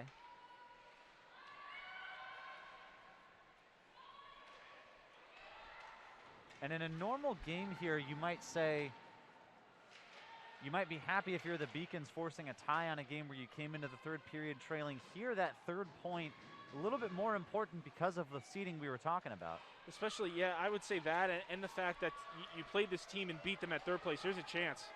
It's Tretchell, flings just high there at a defender fall on the back check. Yeah, I was going to say, to finish that thought, Milton, you beat them at third place, right? And so your expectation is, all right, well, we did the hard part. The easy part, or the easier part, should be to beat them at our place. And now here you are down in the third period. Still plenty of hockey left. A lot of things could happen, but I agree with what you said. Given the playoff race and then the fact that you've already beaten this team once at their own barn, you'd think that would add up to a really golden opportunity here for the Beacons. Easy redirect there from Kennedy in the crease. Beacons, can they break out? Oh, that one hit Riefler in the head. Chip ahead in neutral ice. Game being played in a shoebox right now. And finally a chance here. Riefler doesn't have numbers, but she's got the momentum, and it's sticked away. Clever move on the back check there.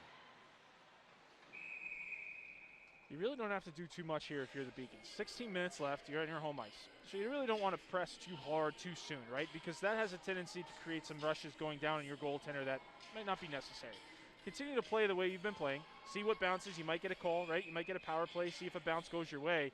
And then I would say right around the 10-minute mark is when you maybe want to start to press a little bit harder. See what the score is at that point and make your adjustments then. There's a tendency, because you're down in the third period, you think you've got to do it right away. With so much hockey left in this third, you can really play your regular game and see what happens, see how things develop.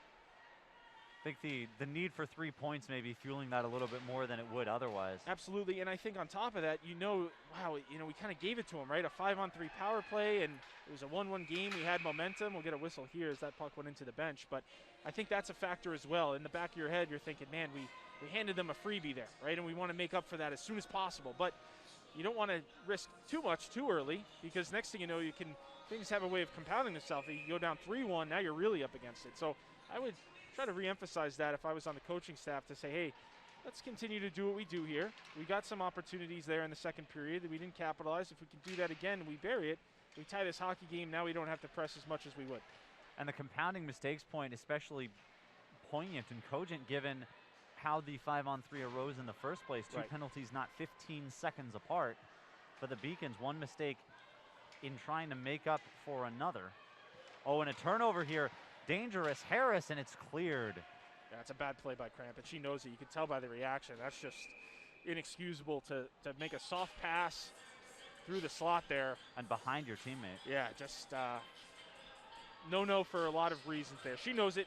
She won't make that mistake again tonight. Couple of mistakes for the Beacons here. Trying to get back on the horse. Pressing, as Mizey said, certainly part of it. Shot flung in, Cramp blocks that one. Now she's going to give chase here. Nice Aggressive play. defense. Wilbert in the middle. A few too many Castleton defenders in one spot. They'll take the puck as it gently slides through. Oh, and a chance. Lawler to the left dot, to the goal line, and she'll swing behind. Look for a teammate, but there's no one home. Cramp now with a chance. She's got Kozik. Pass sails behind Kozik. Chance on the overplay. Under 15 minutes remaining in the period. Oh, is Jane Ann Drill trying to take it to the house, and that one's going to wind up in the rafters. It's a good opportunity. Just didn't have enough space to get that shot on net. And Beacons will make a change. I thought they might leave that line out there. They still could probably press it if you wanted to. They still had some left in the tank, but might want to save that for later. Get your first line out there. I understand this by Coach Blanchard. Get your top center out there. See if you can win the draw. They do. Now see if you can create offense off it. It's the top line. It's what appears to be the fourth line for the Spartans. Puck's loose in front. And the Beacons will control. Really smart play by Leffler. Oh, turnover here. There's a chance for Krikorian. Fires on net and it's blocked. Great play by Drill. That it was. Going to need more of that here in this third period, and not just from her. Probably going to have to block a few shots, I would think. There's another one. Slap shot blocked cleanly there by Shantz. Pokoway Gustafson. Riefler giving chase here, but Catherine Campoli's going to get to it first. Castleton on the reversal. Another block here. Beacons holding firm in front of Kennedy.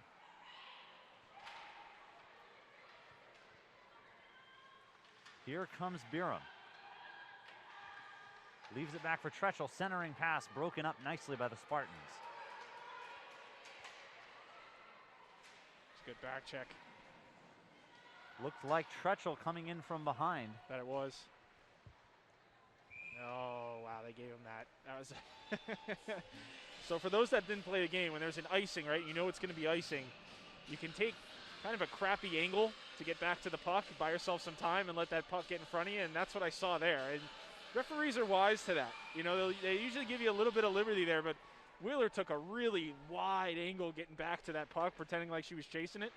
And I guarantee you, if it was the score was the other way, if it was 2-1 Beacons, she would have taken a much more direct angle to that puck. Just a little nuance of the game that, you know, you can kind of take some liberties there. The ref won't call you on. It is 2-1 in the Spartans' favor. Wheeler with a little bit of extra trickery. And it pays off for her Spartans. They've got the puck in the zone here, loose at the dot, loose in the slot. Beacons take it. Hannah McDougall trying to traverse the blue line and gets it poked away. Yeah, and see right there, Milton, just get that puck deep. You know, you're trying to make a play. I understand McDougall's trying to stick handle and create some offense. But instead now of being in the offensive zone and putting pressure on, you're back in your defensive zone trying to break out again. And that's just a case of trying to do too much, right? You got to keep it simple here. There's still plenty of hockey left to be played. You're just trying to do a little too much. Campoli. Pass miscommunication. There's nobody there, but Castleton's going to get it back anyway. Puck comes loose. Nice cover up there by Butters. UMass Boston playing aggressively on the back check to be sure, but also not generating many chances of their own, and they're coming up on that 10-minute mark you were talking about. Yeah, it's getting close. So I would take a look at the coaching staff soon, and there's probably going to be a coach's huddle at some point to talk about, all right, we've got to adjust here somehow if we can't generate offense soon. And the first thing that usually happens is line adjustments. What forwards can we move up? What forwards don't have it tonight that we need to move down to create some opportunities here? But right now, it's just flat out too much time defending. And you got to get a little bit more puck possession than this if you're going to have a chance to come back. Wilbert scrapping for it. Harris emerges with it on a chance for Carpenter, but it kicks off her skate. So the problem, Milton, is you're spending all this time defending. So when you do get the puck, now you have it, you're going to need to complete this change. So Gustafson probably has to get this deep. Somebody does. And it's going to come right back down. See, that's not deep enough. And you still got to make your change, but you're still defending. Kennedy deflects there. So now you got Castleton on change, right? You got to have a good breakout here. Oh, and broken up there. Big play from Alex Johnson. And Castleton will take it right back. Yeah, it's just not putting it together right now. Not nearly enough to create any type of offense that's going to be sustainable. Puck flung down. Johnson controls. Beacons are chasing. Never good, especially when you don't have the lead. Stick handling. Coming here as Leffler flings it on, basically one on everyone. Yeah, Leffler's got to find a way to hold this because Beacon's got to change again. And see here now, Castleton's going to break out. Castleton, as promised, going for a change here. Puck in center ice, dangerous play here. And a nice takeaway there, Liz Cramp. Here's a chance. Swooping in. And just in time, the Spartans cover their backs. Turnover, Beacons have it. Leffler will go to the bench.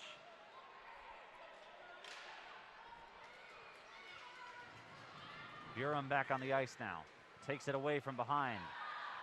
Here comes Burum. 2-on-2 with Cramp. Slingshot deflected and sails wide of the net. Under 10 minutes to go now. Critical game for playoff seeding here.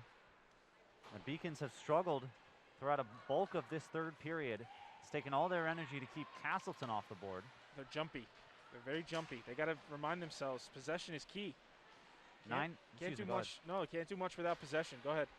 9 shots to 4 is the edge for Castleton so far in the period.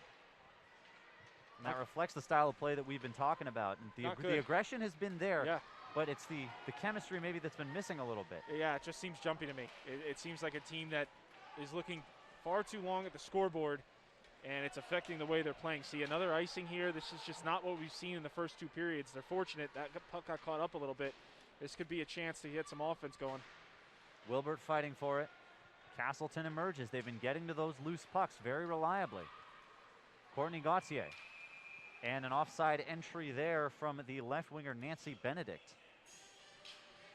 The way this period is gone, I'm almost thinking about taking my timeout. I wouldn't take it here. But if this continues, I can't afford to wait. Traditionally, you want to take it as late in the third period as you possibly can, try to set something up. But at this rate, we're not going to have a chance to do that. So I would think about it from a coaching perspective as this goes for icing. Again, a lack of a breakout there from the Beacons, right? And just they're not connecting. I would think about taking a timeout soon. You can't do it here. Now you have an in-zone draw. You don't want to give Castleton a chance to draw something up. But if I'm Coach Blanchard, I'm thinking, boy, this is not how I drew it up in the third period. I've got to find a way to change some momentum here. And if I have to use my timeout a little earlier than normal, I will. Beacons will take the draw. But Castleton keeps it in. Oh, no. Leffler stumbles, but Riefler's got it. They're going to get a penalty. Generous. But this should go against Castleton, and it will. That's going to be a tripping call, I believe. Golden opportunity. I'd use it here. I really would, Milton. I'd take a timeout. Just the way this third period is gone, there's no guarantee that you're going to get another opportunity. And if I'm Coach Blanchard, I'm thinking about a timeout here. Absolutely. The tripping call goes against Ryan Mix, senior top line defenseman. She chooses not to take it. They must have something ready. 8.5 minutes to go. Here go the Beacons on the man advantage. Buddington swings wide. Leffler going to the right dot, fires it in. Loose puck. A goal! Great shot. The Beacons with the equalizer. So smart. Leffler is just so smart as a hockey player. Great effort by the power play unit. But I'll tell you what, Jane Andrill is going to get credit here. And as she should, she drove hard to the net. This is Katie Leffler. And a smart play, folks. She comes around the top of the key. And all she's trying to do there is get a shot that is either one going to go in or two going to create a rebound. She was not trying to snipe there by any means. She could have gone glove side high, blocker side high, sure. But instead she realizes we've got numbers in front. I guarantee you she saw that. At least 2 jerseys on top of the goaltender, maybe 3. And sends it to the front of the net. There's a rebound there. Now I'm wondering why. We're getting a little bit of a coaching. Coach Blanchard talking to the referees there. Not sure what that's about, but I love what Leffler did to get that to the front of the net and then Jane Andrill to follow that up and tuck home that rebound. Just a really smart play there from your senior captain to recognize, not try to be the hero as they like to say, but give her team the best chance of scoring, and just a really smart hockey play. I love what I saw there from the senior captain. Jane Andrill with the goal, and it's a 2-2 hockey game. 3rd of the year for Drill. Could have been another trip. Beacon should have full momentum right now. They got to capitalize here while they have it. McDougall to the front, sticked away calmly by DeChico. Tretchell pokes it in and a whistle on the play. What are we going to get?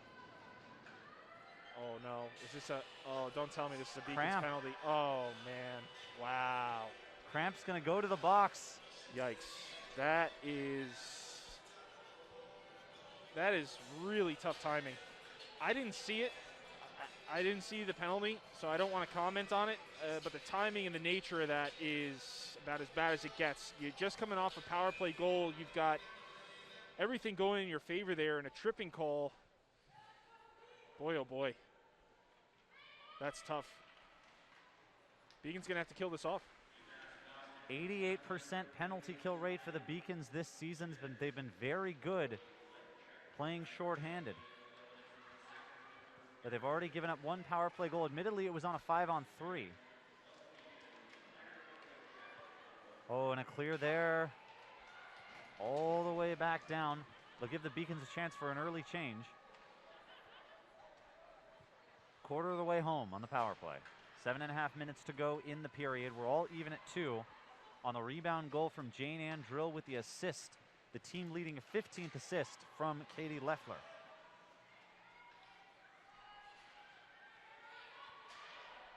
Will emerge with it. Centering pass deflected. Oh, and a very close one there. Got to be aware of your skates. It's one thing to block a shot. It's another to redirect one on your goaltender. Halfway home on the power play. Oh, a little bit of a muff pass there. Oh, and it slides across the crease. No one there to receive it on the short side. Castleton getting close. Very, very close here. UMass Boston trying for a clear. That one flung high. 45 seconds to go. This is very dangerous territory for UMass Boston. Castleton with a power play goal in this game already. Both of the Beacons tallies have come on the man advantage. Beacons need to clear. They're getting tired. I'll get a little bit one here. I don't know if it's going to be enough. They're going to go for it and change the unit. And sure enough, that fumbled pass is going to allow for it. They're still going to have to defend here. And they recover nicely. Without the fumbled pass, I agree. It's a little bit of a different conversation there. Absolutely. There's a high risk to change. I think they at least got 2. They might have even gotten a 3rd there. I think the Buddington was the only one who wasn't allowed to change. That puck's loose. Oh, and Kennedy with a good job there. Shot is a little bit wide to the left now. Just back missed. to even strength. Here comes Cramp. Got to reset now. Oh, to the chest, and Kennedy seals Huge. that one. That's huge. To control that rebound is fantastic for the Beacons, because now you get a full change. You can get a unit out there and a good kill, and particularly by Allie Buddington. She was out there for, I want to say, the vast majority, if not that full penalty kill. She's got to be tired. But smart on her to recognize we're not going to change the full unit. We didn't get that puck deep enough. and she was the one who stayed on the ice. Had she changed as well, that could have been risky business for the Beacons. Turnover here in the neutral zone. Kozik running with Riefler. Flips it up, and it's broken up in the middle of the rink. Leffler giving chase, and it'll come all the way around. 5.5 minutes remaining in the third period. We're all even. Jan Drill finding the equalizer on the power play. UMass Boston's second power play goal on their third man advantage of the game. That is where they've made their living. Drill now. Fling it all the way down. Boy, oh boy, unforced error. I mean, just a simple breakout pass. They can't connect. I don't know quite what happened there. It looked like Drill had a pretty easy lane to put it on Riefler's stick, and for whatever reason, they couldn't connect on it. Now you got an in-zone draw here. A lot of pressure on your center. This is a big draw for Durham. Who's going to take it? It's Castleton. 50-50. Can't do much better than that as a center. Under 5 minutes to play. Still even at 2 goals apiece in a critical game here. Both of these teams fighting for home ice in a quarterfinal round of the NEHC tournament. That round will be played a week from tomorrow. Beacons on the back check. Coming in, Nancy Benedict. Puck gets flung behind the net. Hannah McDougall now. Handles, flips the puck all the way, comes all the way around the net.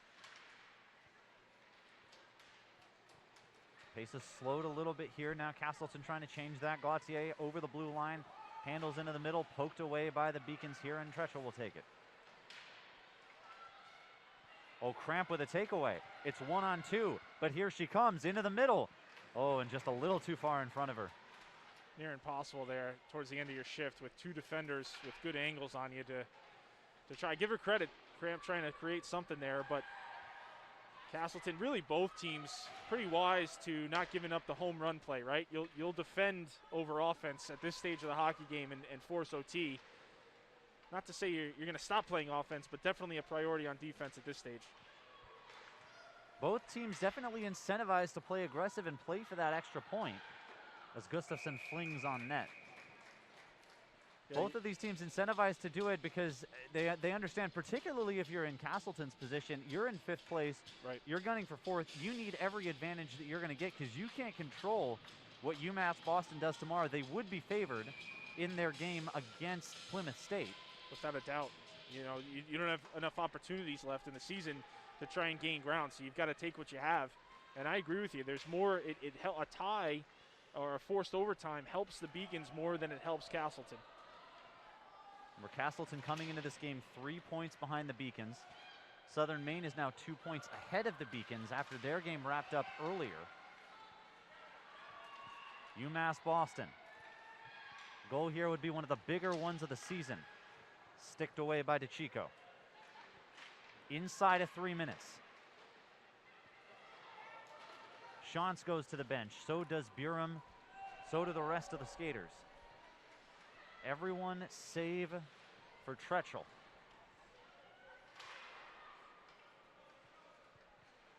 Two and a half minutes to play.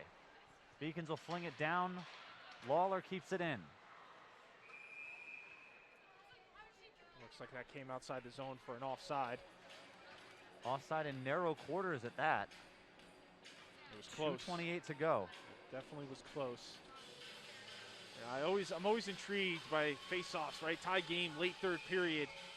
Can you give yourself, your team an extra possession, right, offensively? And on the defensive side, can I win it, get my team out of harm's way? That's really the small nuances of the game that oftentimes go unnoticed. The Beacons controlled the face-off game in the opening frame. Castleton has had their number in that respect since. Oh, whiff on the pass here. Here's Anna Gustafson in traffic. Oh, and a stick save there after a beautiful move from the top liner. She really did. She found some daylight there, Gustafson did, and just couldn't get it on net. It seemed like she had some daylight, but It's just at the last second, it looked like some recovery by the defense there. Chance here. Puck comes in front. Tretchell with room. Oh, and it just stayed out. It got blocked. Centering pass skitters through everyone. Another one's blocked in front by the skate. Looked like of Sarah Molina. See if Drill can hold this. Got past her. Giving chase is Harris. Getting to it is Harris. Poked away, but she retains. Oh, and Kennedy just covers it up.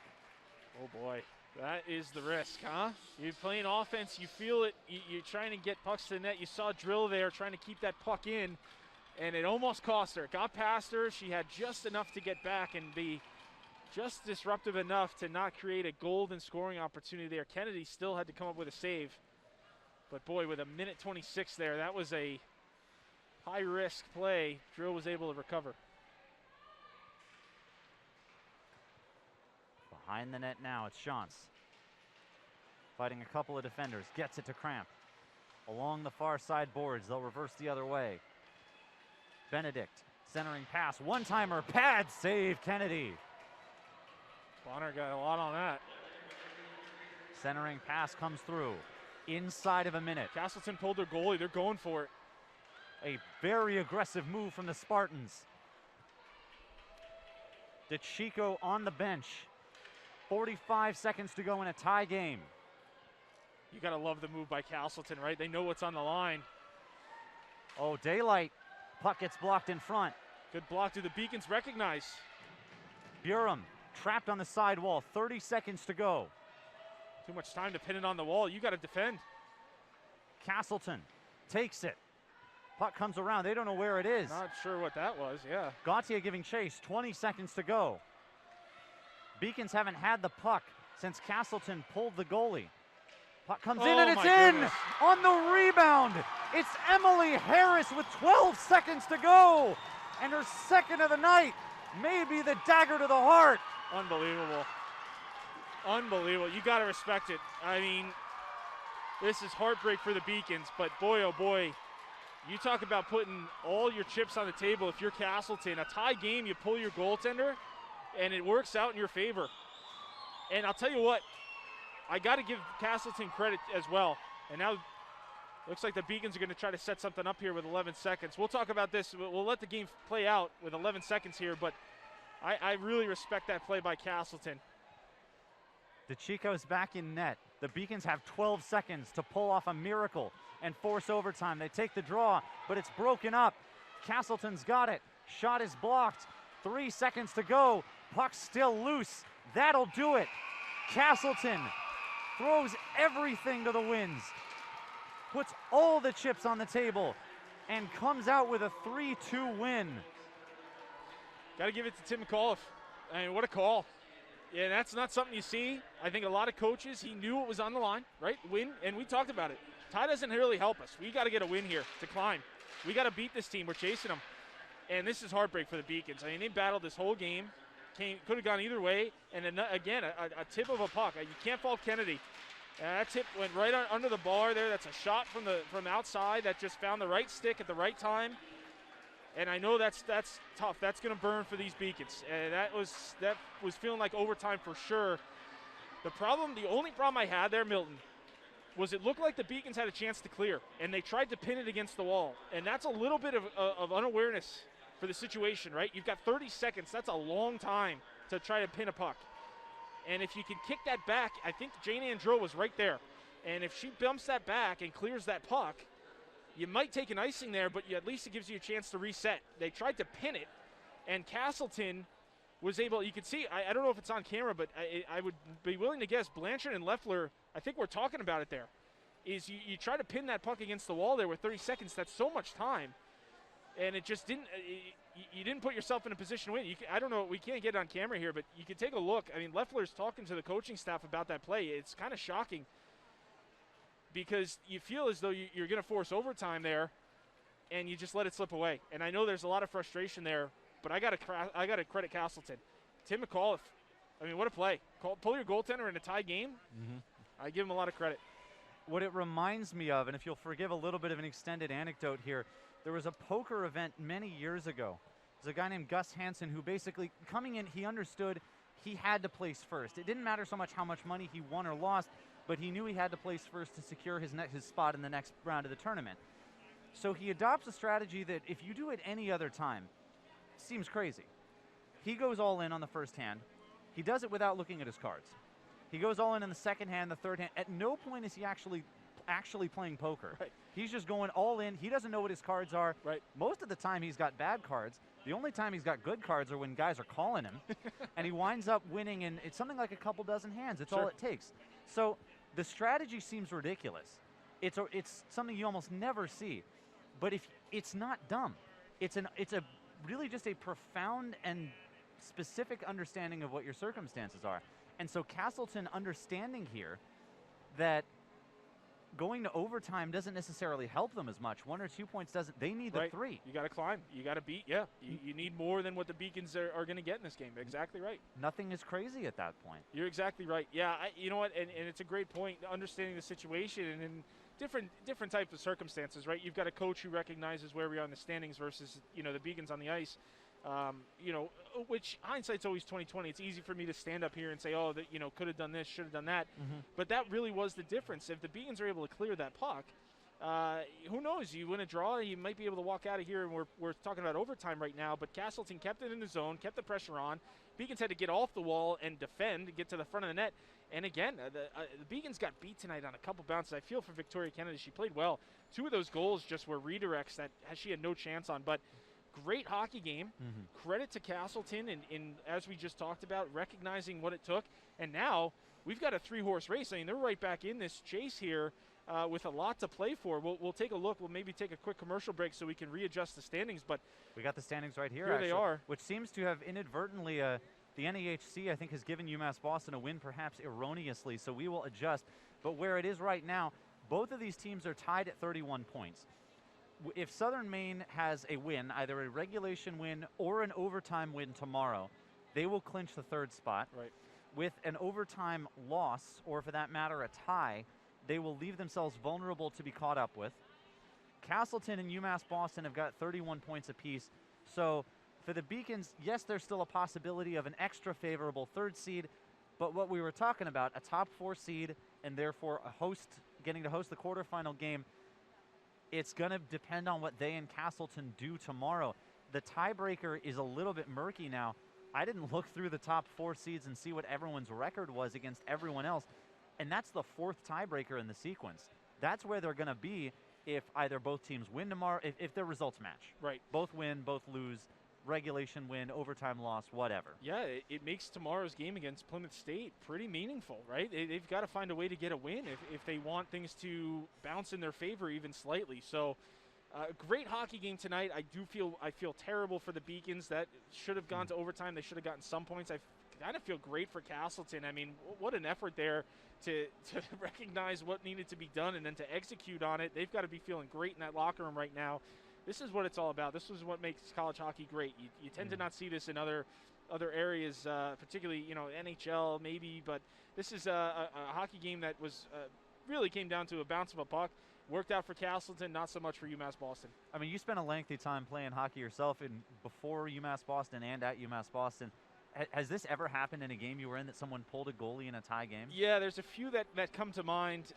Nothing of this magnitude where you're jockeying for a playoff position in the later stages of the season. Off the top of my head, it seems this calculated. Right, yeah. Exactly. Yeah, I'm trying to think off the top of my head. This is pretty unique. You really don't see that too often. You might see it, but it doesn't work out, right? And then therefore no one really remembers it. But this is a situation where they made the move, and it worked out in their favor. I can only imagine what's going on in the locker room right now. It's probably quite the scene. And you give up an empty net goal. This is the thing. We're crediting Tim McAuliffe. He deserves maybe even more credit than we're giving him. Right. Because if a lot of times, especially fans, you tend to judge by how something works out, and not necessarily whether it was a smart move in a vacuum. Right. If they give up an empty net goal there, oh my God, he's getting roasted. Every fan in the building is going to be screaming for his job. Well, because now you're done, right? You lost. You don't get any points. Yeah, it's completely all risk, all reward there. So I really give him credit. I thought that was a gutsy call late in this game. We're going to take a look now at the final stats, and it's remarkably even more than it was after the first period, midway through the second. It shook out to an almost remarkable consistency, but the only thing that was really a complete through line for the game, and we've been talking about the face-offs. Yeah. UMass Boston was up, I want to say, had a +7 margin in that category, roughly, First period, at the end of the first period. They end -7. Yeah.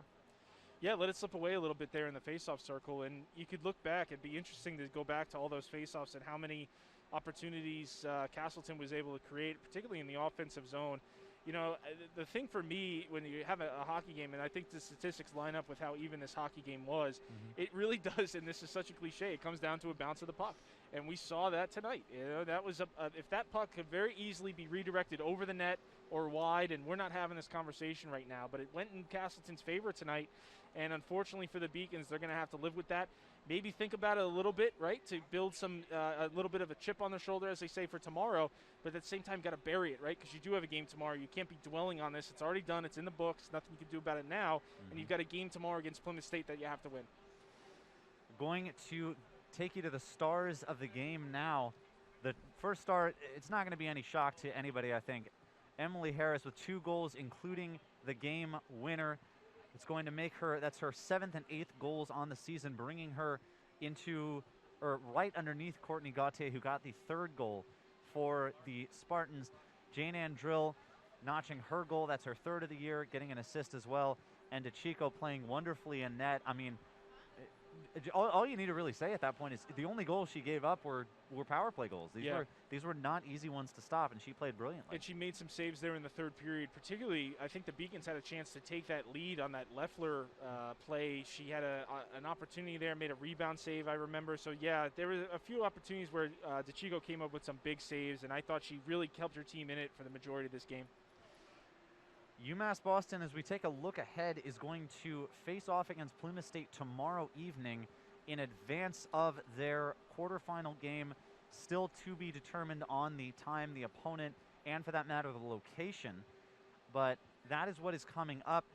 Before we sign off, I'd like to thank the production team that went into making this. I mean, it was a great game. It takes a great team to bring it to you. Allie Crawford producing and directing, Mary Jo Murphy in the co-director's chair as well, Tam Landry on the instant replay, Gina Albano, Nilu Asdija, and Seth Orensky operating cameras for us. Matthew Meisenbacher, thank you so much for calling this game with me. And for one last time, it's 3-2 the score. Castleton over UMass Boston in the penultimate game of the year on a game-winning goal from Emily Harris. For all of us here at the Clark Athletic Center, I'm Milton Posner. Thank you so very much for watching.